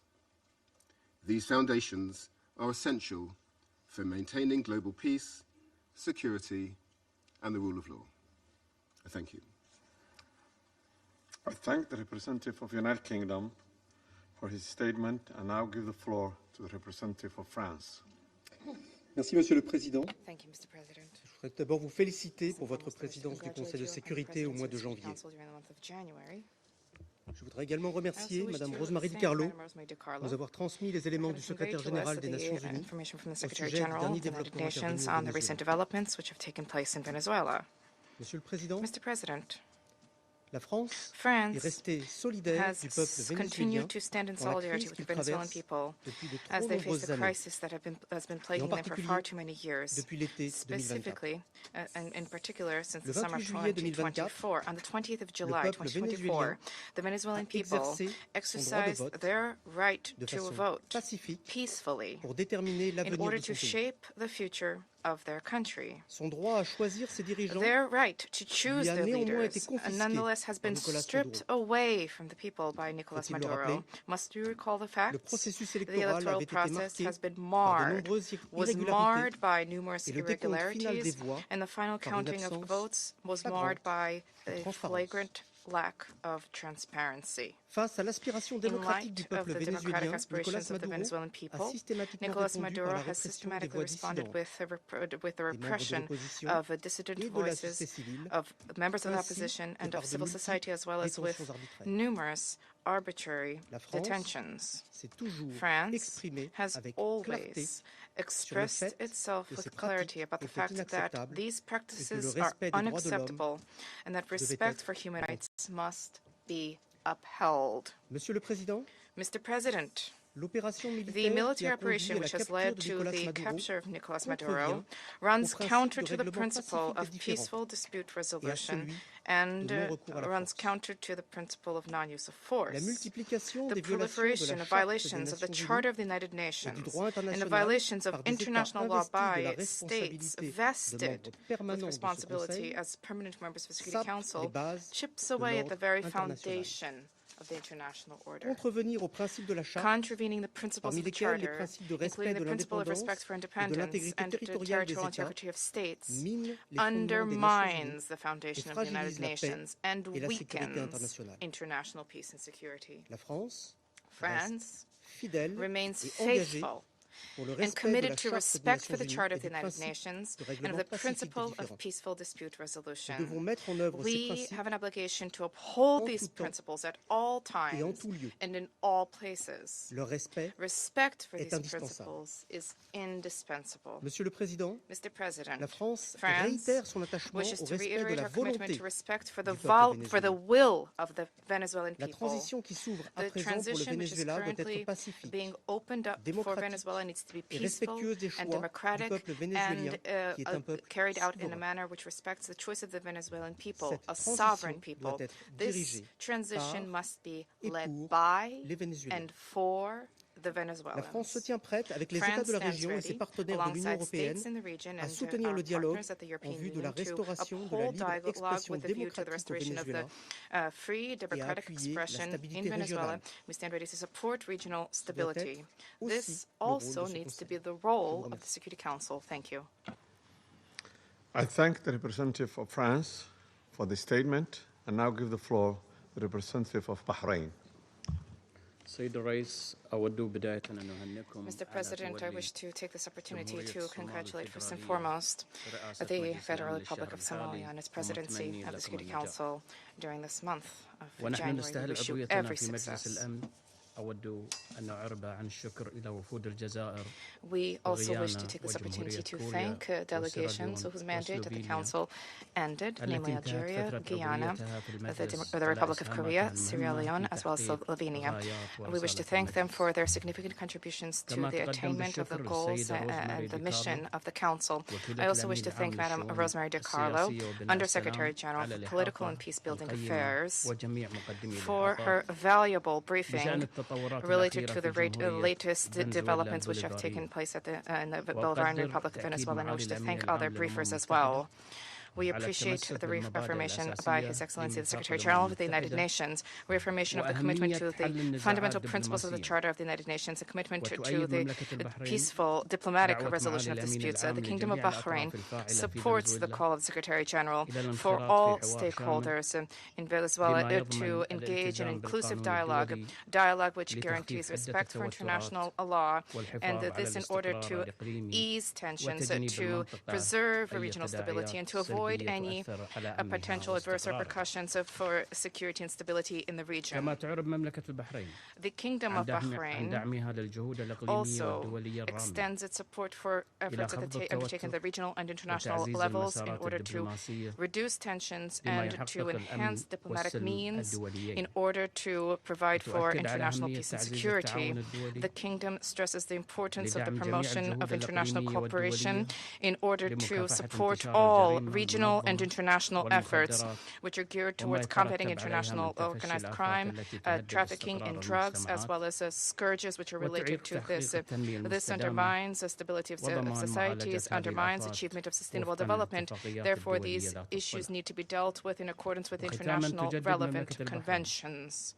By way of conclusion, the Kingdom of Bahrain reaffirms our support for regional and international efforts to achieve a political, lasting solution in the Bolivarian Republic of Venezuela. This needs to be achieved through regional cooperation and with respect for national sovereignty. The goal is to provide for security and stability in Venezuela, to avoid risks of conflict and division, to protect civil peace, and to contribute to the preservation of regional security and stability, as well as international peace and security. Thank you, Mr. President. I thank the representative of Bahrain for the statement and now give the floor to the representative of Pakistan. Thank you, Mr. President. Allow me to begin by congratulating Somalia on its assumption of the presidency for this month and assuring you of my delegation's full support and cooperation. We welcome the new members joining the Council. I thank Undersecretary General Rosemary DiCarlo for reading out the remarks of the Secretary General and the valuable briefing. We also take note of the views shared by Mr. Jeffrey Sachs and Ms. Mercedes de Freitas. I welcome the participation of the permanent representative of Venezuela alongside the representatives of other countries from the region and beyond in the meeting. Mr. President, Pakistan views the recent developments in Venezuela with profound concern. In a world already beset by multiple crises, escalating tensions and instability in the Caribbean do not augur well for regional and international peace and security. The UN Charter enjoins us to refrain from the threat or use of force against the territorial integrity or political independence of any state. The UN Charter also binds member states to sovereign equality, non-interference in the internal affairs of others, and settlement of international disputes by peaceful means. Unilateral military action contravenes these sacrosanct principles and the doctrine of sovereign immunity. Such actions set dangerous precedents that risk eroding the foundations of the global legal framework. They also fuel instability, which, as history has shown time and again, can lead to unpredictable and uncontrollable outcomes for years to come. Mr. President, at this critical juncture, the path forward must be one of dialogue and diplomacy. Durable solutions to political differences can only be found through peaceful means, with full respect for the will of the Venezuelan people, free from any external interference.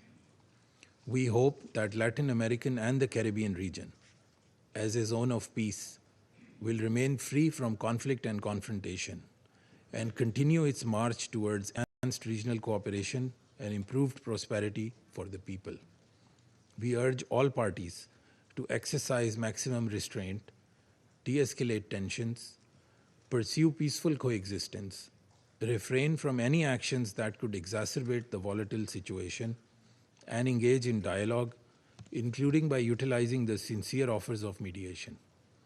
The good offices of the Secretary General also always remain available for that purpose. Lastly, Mr. President, I affirm Pakistan's commitment to contributing constructively to the discharge of the Security Council's primary responsibility for addressing the threat to international peace and security by diffusing tensions, promoting pacific settlement, and upholding respect for international law and the UN Charter. Peace and stability of Venezuela and the welfare and prosperity of its people, with full ownership, must be the overriding objective of all efforts. I thank you. I thank the representative of Pakistan for the statement and now give the floor to the representative of Greece. Thank you, Mr. President. At the outset, I would like to congratulate Somalia for assuming the presidency of the Council for the month of January, and I would like to welcome the newly elected members joining the Council. I would also like to thank USG DiCarlo for her briefing on behalf of the Secretary General, as well as Mr. Sachs and Ms. De Freitas for their remarks. Mr. President, Greece is closely monitoring developments in Venezuela. We urge all actors to exercise maximum restraint and to refrain from actions that would deepen the crisis and undermine prospects for peace and stability. Greece reiterates that the Charter of the United Nations and international law, including human rights law, must always be respected. We also recall the obligation of all parties to protect civilians, especially in times of heightened tensions. Greece shares the priority of combating transnational organized crime and drug trafficking, which pose a significant security threat worldwide. We reiterate that these challenges should be addressed through sustained cooperation in full respect of international law. Mr. President, Greece firmly believes that dialogue and diplomacy are the only viable tools for a peaceful transition and a sustainable resolution of the crisis. We join the Secretary General in encouraging all actors in Venezuela to engage in inclusive and meaningful dialogue in full respect of human rights, democratic principles, and the rule of law. We have long been clear that Nicolas Maduro's and illegitimate president's claim to power lacks legitimacy. Greece has not recognized the results of the rigged elections of July 28, 2024, and has always supported initiatives aimed at achieving a democratic solution for Venezuela. We stand firmly with the people of Venezuela in their pursuit of a democratic future, and we express the hope that the recent events will lead to this effect. The voices of all Venezuelans need to be heard, and they deserve governance that reflects their will through peaceful and inclusive processes. In this spirit, we will continue to support efforts aimed at achieving a peaceful, negotiated transition that ensures the will of all Venezuelans is fully respected. Greece stands ready to support all regional and international efforts aimed at the peaceful resolution of the crisis in line with the Charter of the United Nations and international law. I thank you. I thank the representative of Greece for this statement and now give the floor to the representative of Bolivarian Republic of Venezuela. Muchas gracias, señor presidente. Thank you very much, Mr. President. Antes de abordar el fondo de Before coming to the substance of our statement today, I think we need to make an institutional clarification.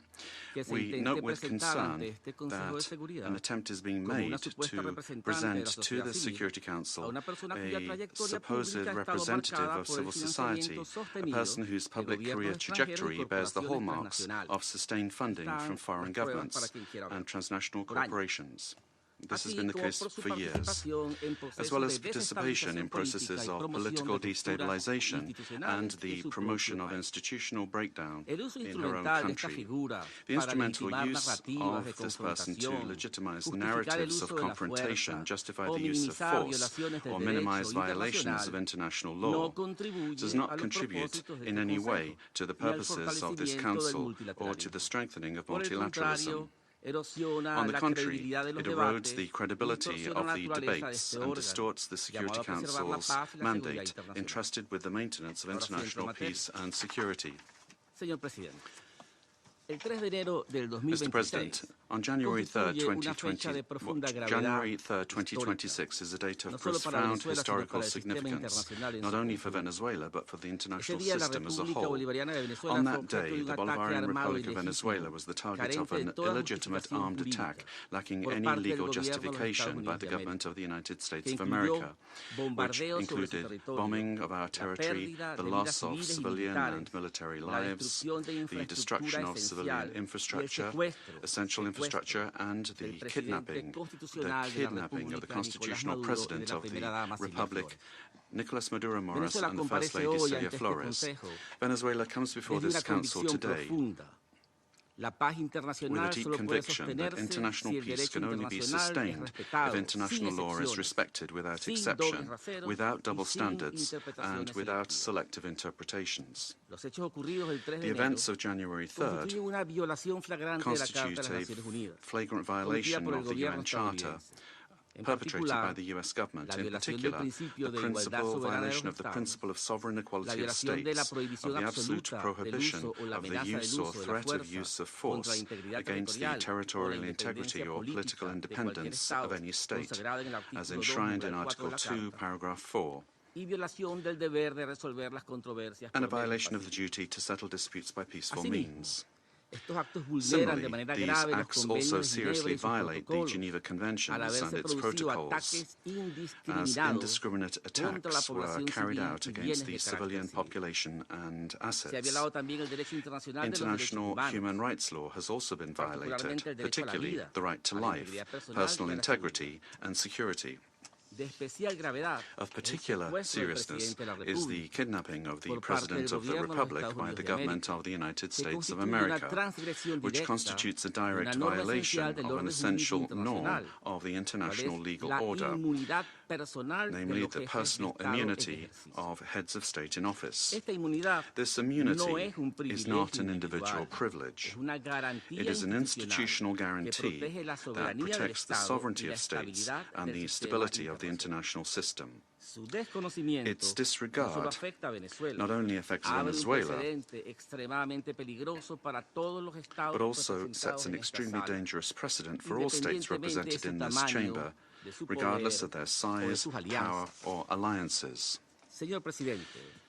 Mr. President, General Assembly Resolution 3314 clearly defines as an act of aggression the bombing of the territory of one state by the armed forces of another state, as well as the invasion or occupation, even without formal annexation.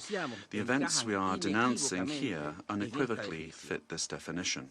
In 2004, the International Court of Justice affirmed that occupation exists when a state exercises effective control, even without formal annexation or the continuous presence of troops.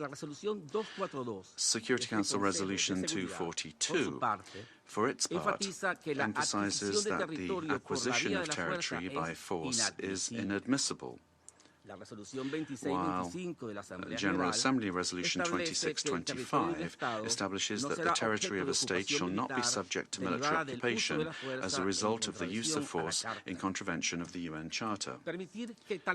Allowing such acts to go without an effective answer would amount to normalizing the replacement of law by might, while eroding the very foundations of the collective security system. Today, it is not only Venezuela's sovereignty that is at stake, the credibility of international law, the authority of this organization, and the validity of the principle that no state can set itself up as a judge, party, and executor of the world order are also at stake. Mr. President, we cannot ignore a central element of this U.S. aggression. Venezuela is the victim of these attacks because of its natural resources. Our country's oil, energy, strategic resources, and geopolitical position have historically been factors of greed and external pressure. When force is used to control resources, impose governments, or redesign states, we are faced with a logic that harks back to the worst practices of colonialism and neocolonialism. Accepting such a logic would mean to open the door to a deeply unstable world in which countries with greater military capacities can decide by force the political and economic destinies of other states. This scenario not only threatens Venezuela, it threatens international peace and security as a whole. If the kidnapping of a head of state, the bombing of a sovereign country, and the open threat of further armed action are tolerated or downplayed, the message sent to the world is a devastating one, namely that the law is optional and that force is the true arbiter of international relations. Venezuela firmly believes in diplomacy, dialogue, and peaceful coexistence among nations. That has always been our historical position, and it remains so today, even in the face of an aggression of this magnitude. It is precisely that commitment to peace, the one that was violated on the 3rd of January. Therefore, Venezuela urges the Security Council to fully assume its responsibility and to act in accordance with the mandate conferred upon it by the Charter of the United Nations. In that regard, we request, A, that the government of the United States of America be demanded to fully respect the immunities of President Nicolas Maduro and First Lady Celia Flores, as well as their immediate release and safe return to Venezuela. 2, that the use of force against the Bolivarian Republic of Venezuela be clearly and unequivocally condemned. Thirdly, that the principle of non-acquisition of territory or resources by force be reaffirmed. And 4, that measures aimed at de-escalation, the protection of the civilian population, and the restoration of international law be adopted. Mr. President, in spite of the seriousness of the events, Venezuela would like to inform this body and the international community that its institutions are functioning normally, that constitutional order has been preserved, and that the state exercises effective control over all of its territory. In accordance with our Constitution, Executive Vice President Delcy Rodriguez is being sworn in as acting President of the Republic, thereby guaranteeing institutional continuity, stability, and internal peace. We wish to convey a message of serenity, confidence, and hope to the Venezuelan people. Venezuela is a nation that believes in peace, work, and dignity. Our commitment is to diplomacy and law, and the law is firm and unwavering.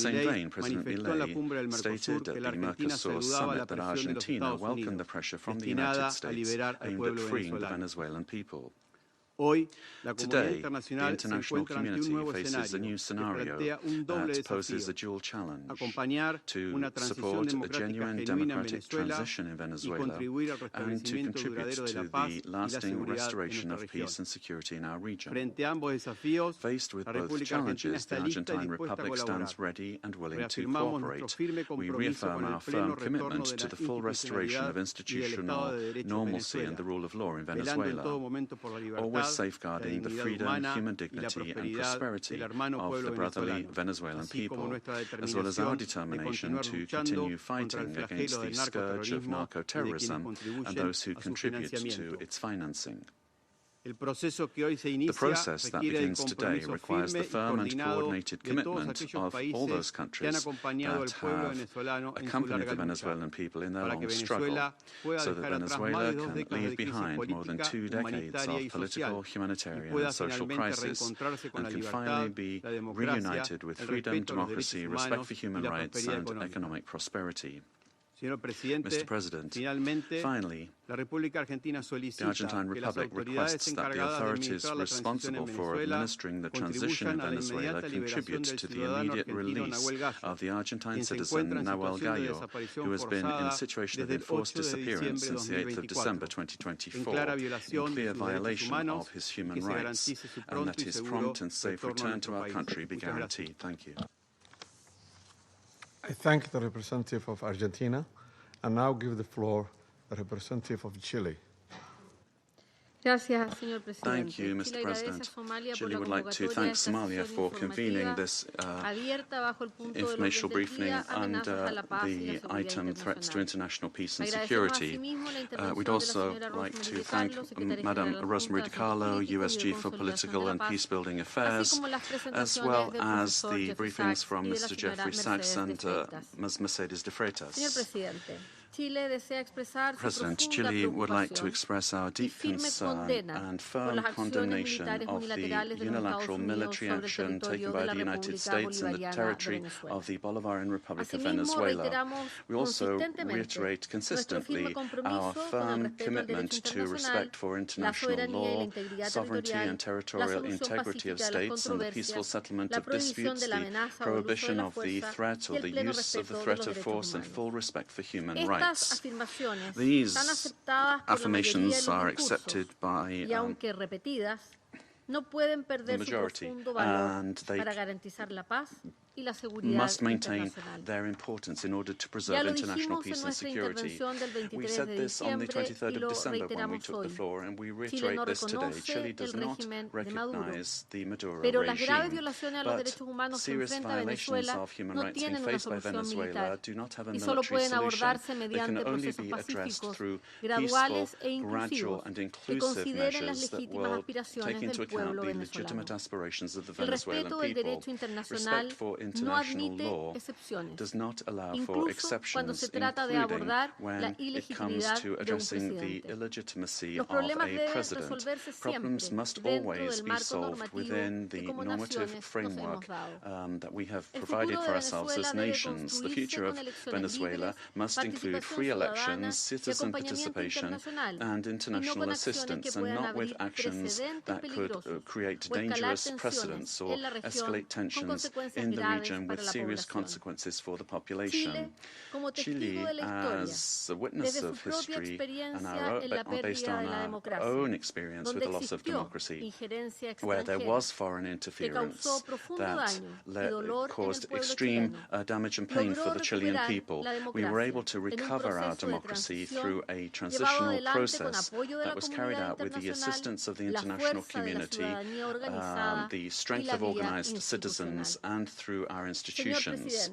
Mr. President, Chile would like also to underscore the urgent need to continue with coordinated efforts multilaterally to address transnational organized crime, and we're also convinced that Latin America and the Caribbean must continue to be a zone of peace, because that zone of peace not only serves Latin America and the Caribbean, but the entire world.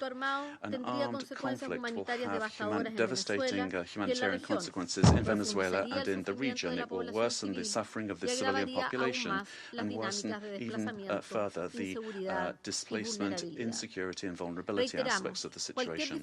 We reiterate that any differences must be dealt with exclusively through peaceful means, in strict respect for international law, the sovereignty of states, and the prohibition of the use or the threat of the use of force. As was recently clearly indicated by the heads of state of Brazil, Chile, Mexico, Uruguay, and Spain, we express our concern with regard to any attempt to control government administration or foreign ownership of strategic assets.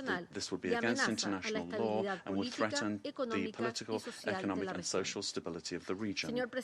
Mr. President, given this complex scenario, Chile welcomes the role that could be played by multilateral fora, and here particularly we would refer to the role of the United Nations, and particularly the role that could be played by the Secretary General and by this Council, with the consent of the parties involved to contribute to de-escalating the situation and searching for an understanding that would favour a peaceful and lasting exit to the crisis.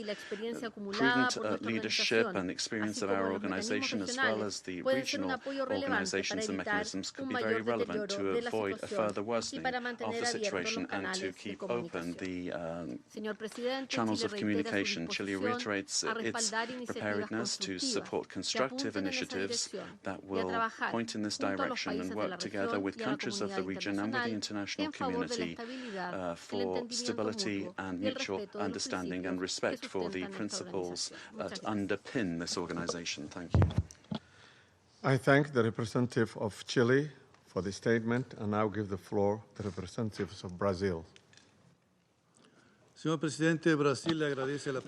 President, we'd like to thank Somalia for convening this emergency session of the Security Council. Brazil categorically and firmly rejects the armed intervention in Venezuelan territory in flagrant violation of the Charter of the United Nations and of international law. The bombings on Venezuelan territory and the capture of its president cross an unacceptable line. These acts constitute a very serious affront to the sovereignty of Venezuela and set an extremely dangerous precedent for the entire international community. The Charter of the United Nations establishes as a pillar of the international order the prohibition of the use of force against the territorial integrity or political independence of any state, except in the circumstances strictly provided for therein. The acceptance of actions of this nature would inexorably lead to a scenario marked by violence, disorder, and the erosion of multilateralism to the detriment of international law and institutions. The effects of the weakening of international governance and cooperation mechanisms are already evident. The record number since the Second World War of 61 active armed conflicts, the unprecedented figure of 117 million people in situations of humanitarian disaster around the world, reflecting the increase in wars, displacement, and crimes against humanity,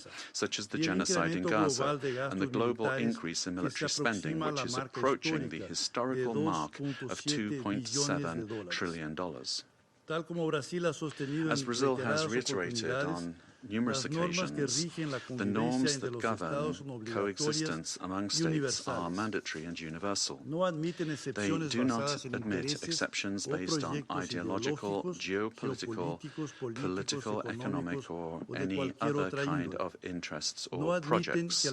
They do not admit that the exploitation of natural or economic resources justifies the use of force or the illegal change of a government. The multipolar world of the 21st century, which promotes peace and prosperity, must not be confused with spheres of influence. We cannot accept the argument that the end justifies the means. This reasoning lacks legitimacy and opens the possibility of granting the strongest the right to define what is just or unjust, what is right or wrong, and even to ignore national sovereignties, imposing the decisions to be taken by the weakest. Latin America and the Caribbean have made peace a conscious, lasting, and irreversible choice. The resort to force in our region evokes chapters of history that we believed we'd left behind us and endangers the collective effort to preserve the region as a zone of peace and cooperation, free of armed conflicts, respectful of international law and the principle of non-intervention. Armed interventions in the past have had profoundly negative and lasting consequences. Contrary to freedom and democracy, those interventions produced authoritarian regimes and serious violations of human rights, leaving as a lamentable result thousands of dead, political prisoners, tortured persons, and disappeared persons whose families still today search for their loved ones, as well as justice and reparation. For the first time in South America, a profoundly alarming event has occurred. An external armed aggression with the deployment of troops and bombings in a neighboring country contiguous with Brazil, with which we share more than 2,000 kilometers of border. Mr. President, South America is a zone of peace. I insist upon that. We have upheld and will uphold with full determination peace and non-intervention in our region. Furthermore, Brazil does not believe that the solution to the situation in Venezuela lies in the creation of protectorates in the country, but rather in solutions that respect the self-determination of the Venezuelan people within the framework of its constitution. The events of January 3rd transcend the regional sphere. The attack on the sovereignty of any country, regardless of the direction of its government, affects the entire international community. This and other cases of armed intervention against the sovereignty of a country, its territorial integrity, or its institutions must be vehemently condemned. It is up to this Council to assume its responsibility and react with determination, clarity, and obedience to international law in order to prevent the law of force from prevailing over the force of law. Brazil trusts that the future of Venezuela will be built by the Venezuelan people through dialogue, without external interference, and within the framework of international law. Thank you. I thank the representative of Brazil for the statement, and now give the floor to the representative of Mexico. Señor Presidente, Mr. President, gracias por haber convocado thank you for a esta reunión de having emergencia del convened Consejo. this emergency meeting of the El Council. gobierno de México ha hecho The government of explícita Mexico ya has already su posición de made condena its position a la clear with agresión regard to our militar condemnation del of the pasado military 3 de aggression enero of January contra 3rd objetivos en against territorio de targets in Venezuela the territory of en Venezuela, clara in violación clear del violation of artículo Article 2 de la of Carta the de las Charter Naciones of the Unidas. United Nations.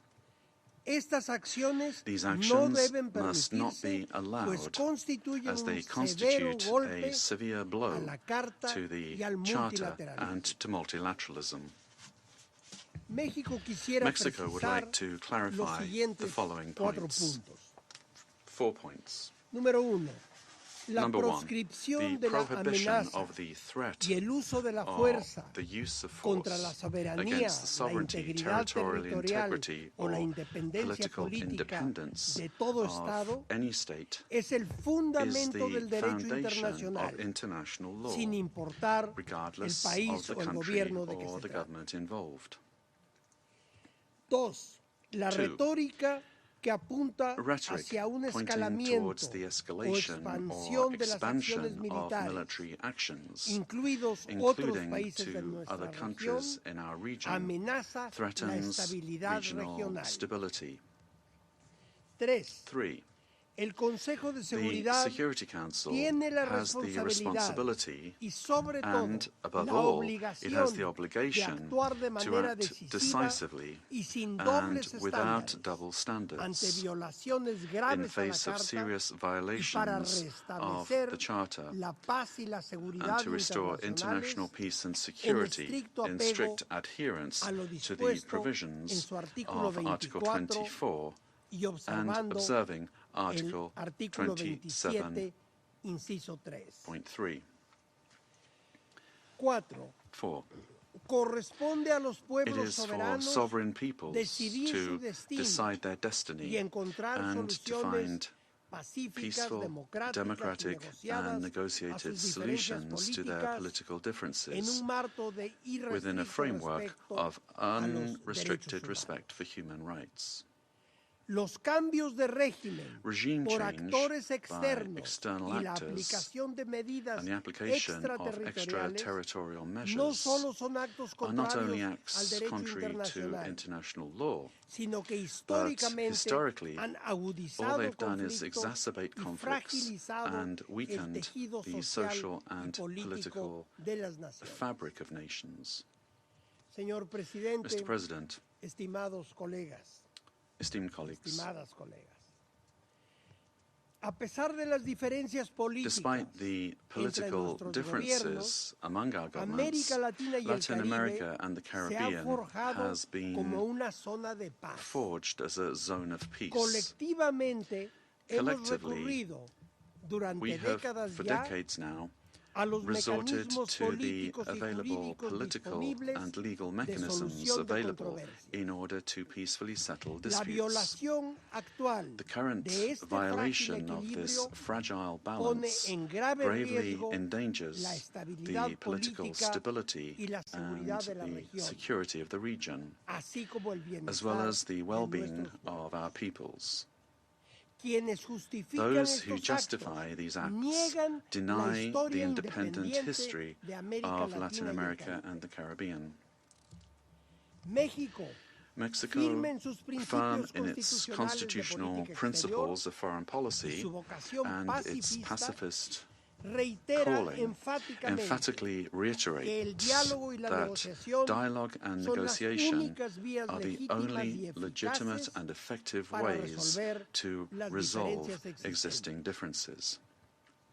Reitero I el llamado reiterate de la the call presidenta of de the México President of Mexico a que la ONU for haga the más UN por to solucionar do este more y to otros resolve this conflictos, and other conflicts, incluyendo a including través de through the gestiones good de su offices of secretario its general. Secretary General.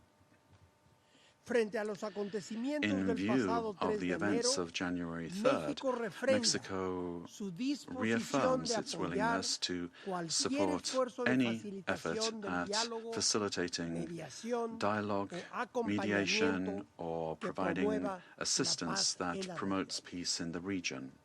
Finalmente, Finally, no podemos pasar we por alto cannot overlook que the esta fact sesión del that this Consejo session of the se haya Council celebrado has hasta hoy, been held only cuando lo now, que tenemos ante when nosotros what we es face una grave is a serious situación situation que pone en that riesgo puts la paz international y la peace seguridad and security internacional. at risk. Gracias. Thank you.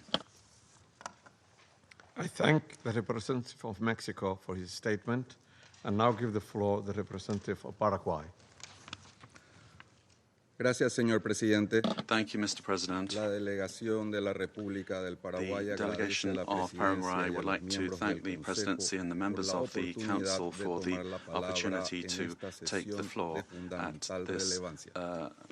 very El Paraguay important ha session. alertado sobre la deriva Paraguay insostenible has de already pointed Venezuela out bajo el mando de Nicolás Maduro, the situation with regard to cabecilla del Venezuela cartel under de los President soles, Maduro and the estructura criminal Cartel de los declarada Soles and the formalmente criminal como organization organización that was terrorista por formally las declared as autoridades such by nacionales y cuya persistencia our en el national poder authorities, representaba and una amenaza his para la continued región. presence was a threat La to the salida del region. líder de dicha The exit of organización the leader terrorista of debe that abrir terrorist paso de organization should inmediato a la immediately restauración de lead la to the democracia y restoration del of Estado de democracy Derecho en and to Venezuela, the rule of law in permitiendo que la Venezuela, voluntad making popular it possible expresada for the en las popular urnas will sea el expressed único motor de la at the ballot reconstrucción box will venezolana. be the foundation for reconstruction in En este sentido, Venezuela. hacemos también un enérgico llamado a We la would also pronta urgently liberación de call todos los for presos the políticos release of all que aún se political encuentran prisoners dentro de that las are cárceles still de ese in país. the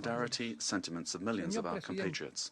Mr. President, the cowardly U.S. aggression against Venezuela is a criminal act in violation of international law and the UN Charter. It constitutes a dangerous escalation of the sustained war campaign waged for years by the United States against that sister nation, which intensified since September 2025 with the aggressive naval deployment in the Caribbean Sea under mendacious pretexts and unfounded accusations without any evidence whatsoever. The U.S. military attack against Venezuela has no justification whatsoever. It does not respond to any provocation, nor does it possess legitimacy. It is based on the aberrant doctrine of peace through force and undermines the stability and peace that have characterized our Latin American and Caribbean region for years. It seeks to promote a change in the constitutional order of the Bolivarian Republic of Venezuela, freely chosen by its people.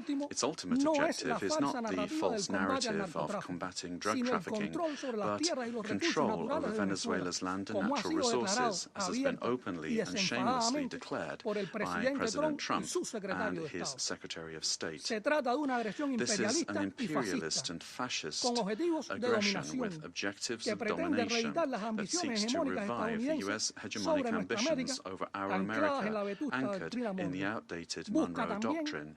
It also seeks to intimidate and subjugate the governments of Latin America and the Caribbean. Cuba calls for an urgent reaction from the international community against this criminal attack on Venezuela, a peaceful nation that does not attack the United States or any other country. We call on all governments, parliaments, social movements, and peoples of the world to condemn the U.S. military aggression against Venezuela and to confront this act of state terrorism that threatens international peace and security and seeks to impose a new doctrine of U.S. imperialist domination in Latin America and the Caribbean and in the world. Mr. President, the recent statements about imperialist plans to steer Venezuela toward a supposed safe, appropriate and prudent transition are totally unacceptable. In the U.S. vision of domination, this means imposing a puppet government functional to its predatory goals, particularly unrestricted access to and plundering of natural resources that, by right, belong to the Venezuelan people. Determining the destiny of Venezuela is an exclusive right of its people, without external interference. If the U.S. government, lacking any moral authority whatsoever, truly cared about the peace, freedom and justice of Venezuelan men and women, it would not have bombed that territory with absolute disregard for the lives, sovereignty and territorial integrity of that nation. I conclude by reaffirming our unwavering adherence to the proclamation of Latin America and the Caribbean as a zone of peace, and by calling for action with the firmness and determination that current circumstances demand, always in defense of international law and of the future of peace for all the peoples of our America and of the world. Thank you. I thank the representative of Cuba for the statement and now give the floor to the representative of Nicaragua. Muchas gracias, señor presidente. Thank you very much, Mr. President. Latin America and the Caribbean is a zone of peace, declared by the Community of Latin American and Caribbean States, CELAC, on behalf of all of the peoples and governments of our region. This zone of peace must be fully respected by all governments of the world without exception, and in particular by the members of this Security Council responsible for international peace and security. This decision, the desires and aspirations of our peoples, are a noble contribution to world peace, to international law, and to the United Nations Charter. Mr. President, Nicaragua supports what was expressed by the interim president of Venezuela, Delcy Rodriguez, calling for the immediate release of the constitutional and legitimate president of Venezuela, Nicolas Maduro Moros, and the first fighter of the country, Cilia Flores. All member states of the United Nations have the duty to respect international law, the spirit, the purposes and principles of the United Nations Charter, the right to sovereignty, self-determination, territorial integrity of states, non-interference and peaceful coexistence. El pueblo venezolano The Venezuelan es el pueblo people digno de Bolívar, are de a Chávez, dignified de people, Maduro, the people of Bolivar, e of Chavez, históricamente and of Maduro, indoblegable, and que defiende su soberanía they have y su never derecho a la paz. bowed the knee. Nicaragua They defend their right to siempre sovereignty estará con and Venezuela. their right to peace. Nicaragua will always La stand paz with ha sido Venezuela. profundamente Peace herida has been y la familia deeply humana, damaged, and the la human comunidad de family, the naciones, community of nations, los pueblos del the mundo, peoples of the world, urgimos que se reinstale we urge all como of you absoluto reflejo to de la dignidad de todos los pueblos. Muchas gracias. respect the dignity of all peoples. Thank you. I thank the representative of Nicaragua for the statement and now give the floor to the representative of Trinidad and Tobago. Thank you, Mr. President. The delegation of Trinidad and Tobago thanks the Security Council for convening this urgent meeting following the recent developments in the Bolivarian Republic of Venezuela. My delegation addresses this council today as a Caribbean nation, a neighbor of Venezuela, and a long-standing advocate for peaceful coexistence and the rule of law. The government of Trinidad and Tobago has taken note of the military operations undertaken by the United States in Venezuela. We remain committed to cooperative efforts led by the United States to disrupt and dismantle networks that enable transnational crime across the Americas, whose activities have had debilitating effects on the security and stability of the region. Trinidad and Tobago remains steadfast in its support of the United States of America's initiatives that strengthen regional security, reinforce the rule of law, and safeguard the well-being of our societies, the Americas. The government of Trinidad and Tobago, while valuing its long-standing and robust partnership with the United States, remains equally committed to maintaining a constructive and respectful relationship with the Bolivarian Republic of Venezuela and continues to uphold peaceful relations with the people of Venezuela. The delegation of Trinidad and Tobago wishes to underscore its long-standing relationship with both the United States and Venezuela and stands ready to work collaboratively with all partners who share the aspiration of a safer, more prosperous and stable hemisphere. Mr. President, I thank you. I thank the representative of Trinidad and Tobago and now give the floor to the representative of Spain. Señor presidente, en primer lugar, me gustaría felicitarle por la asunción de la presidencia mensual del Consejo de Seguridad de Naciones Unidas y desearle todo el éxito en el desempeño de sus funciones. Agradezco la convocatoria de esta importante reunión y también transmito mi agradecimiento a la secretaria general adjunta y jefa del Departamento de Asuntos Políticos y Consolidación de la Paz de las Naciones Unidas, señora Di Carlo, por la información proporcionada en el día de hoy. España expresa su profunda preocupación por lo ocurrido en Venezuela, que, como ha señalado el secretario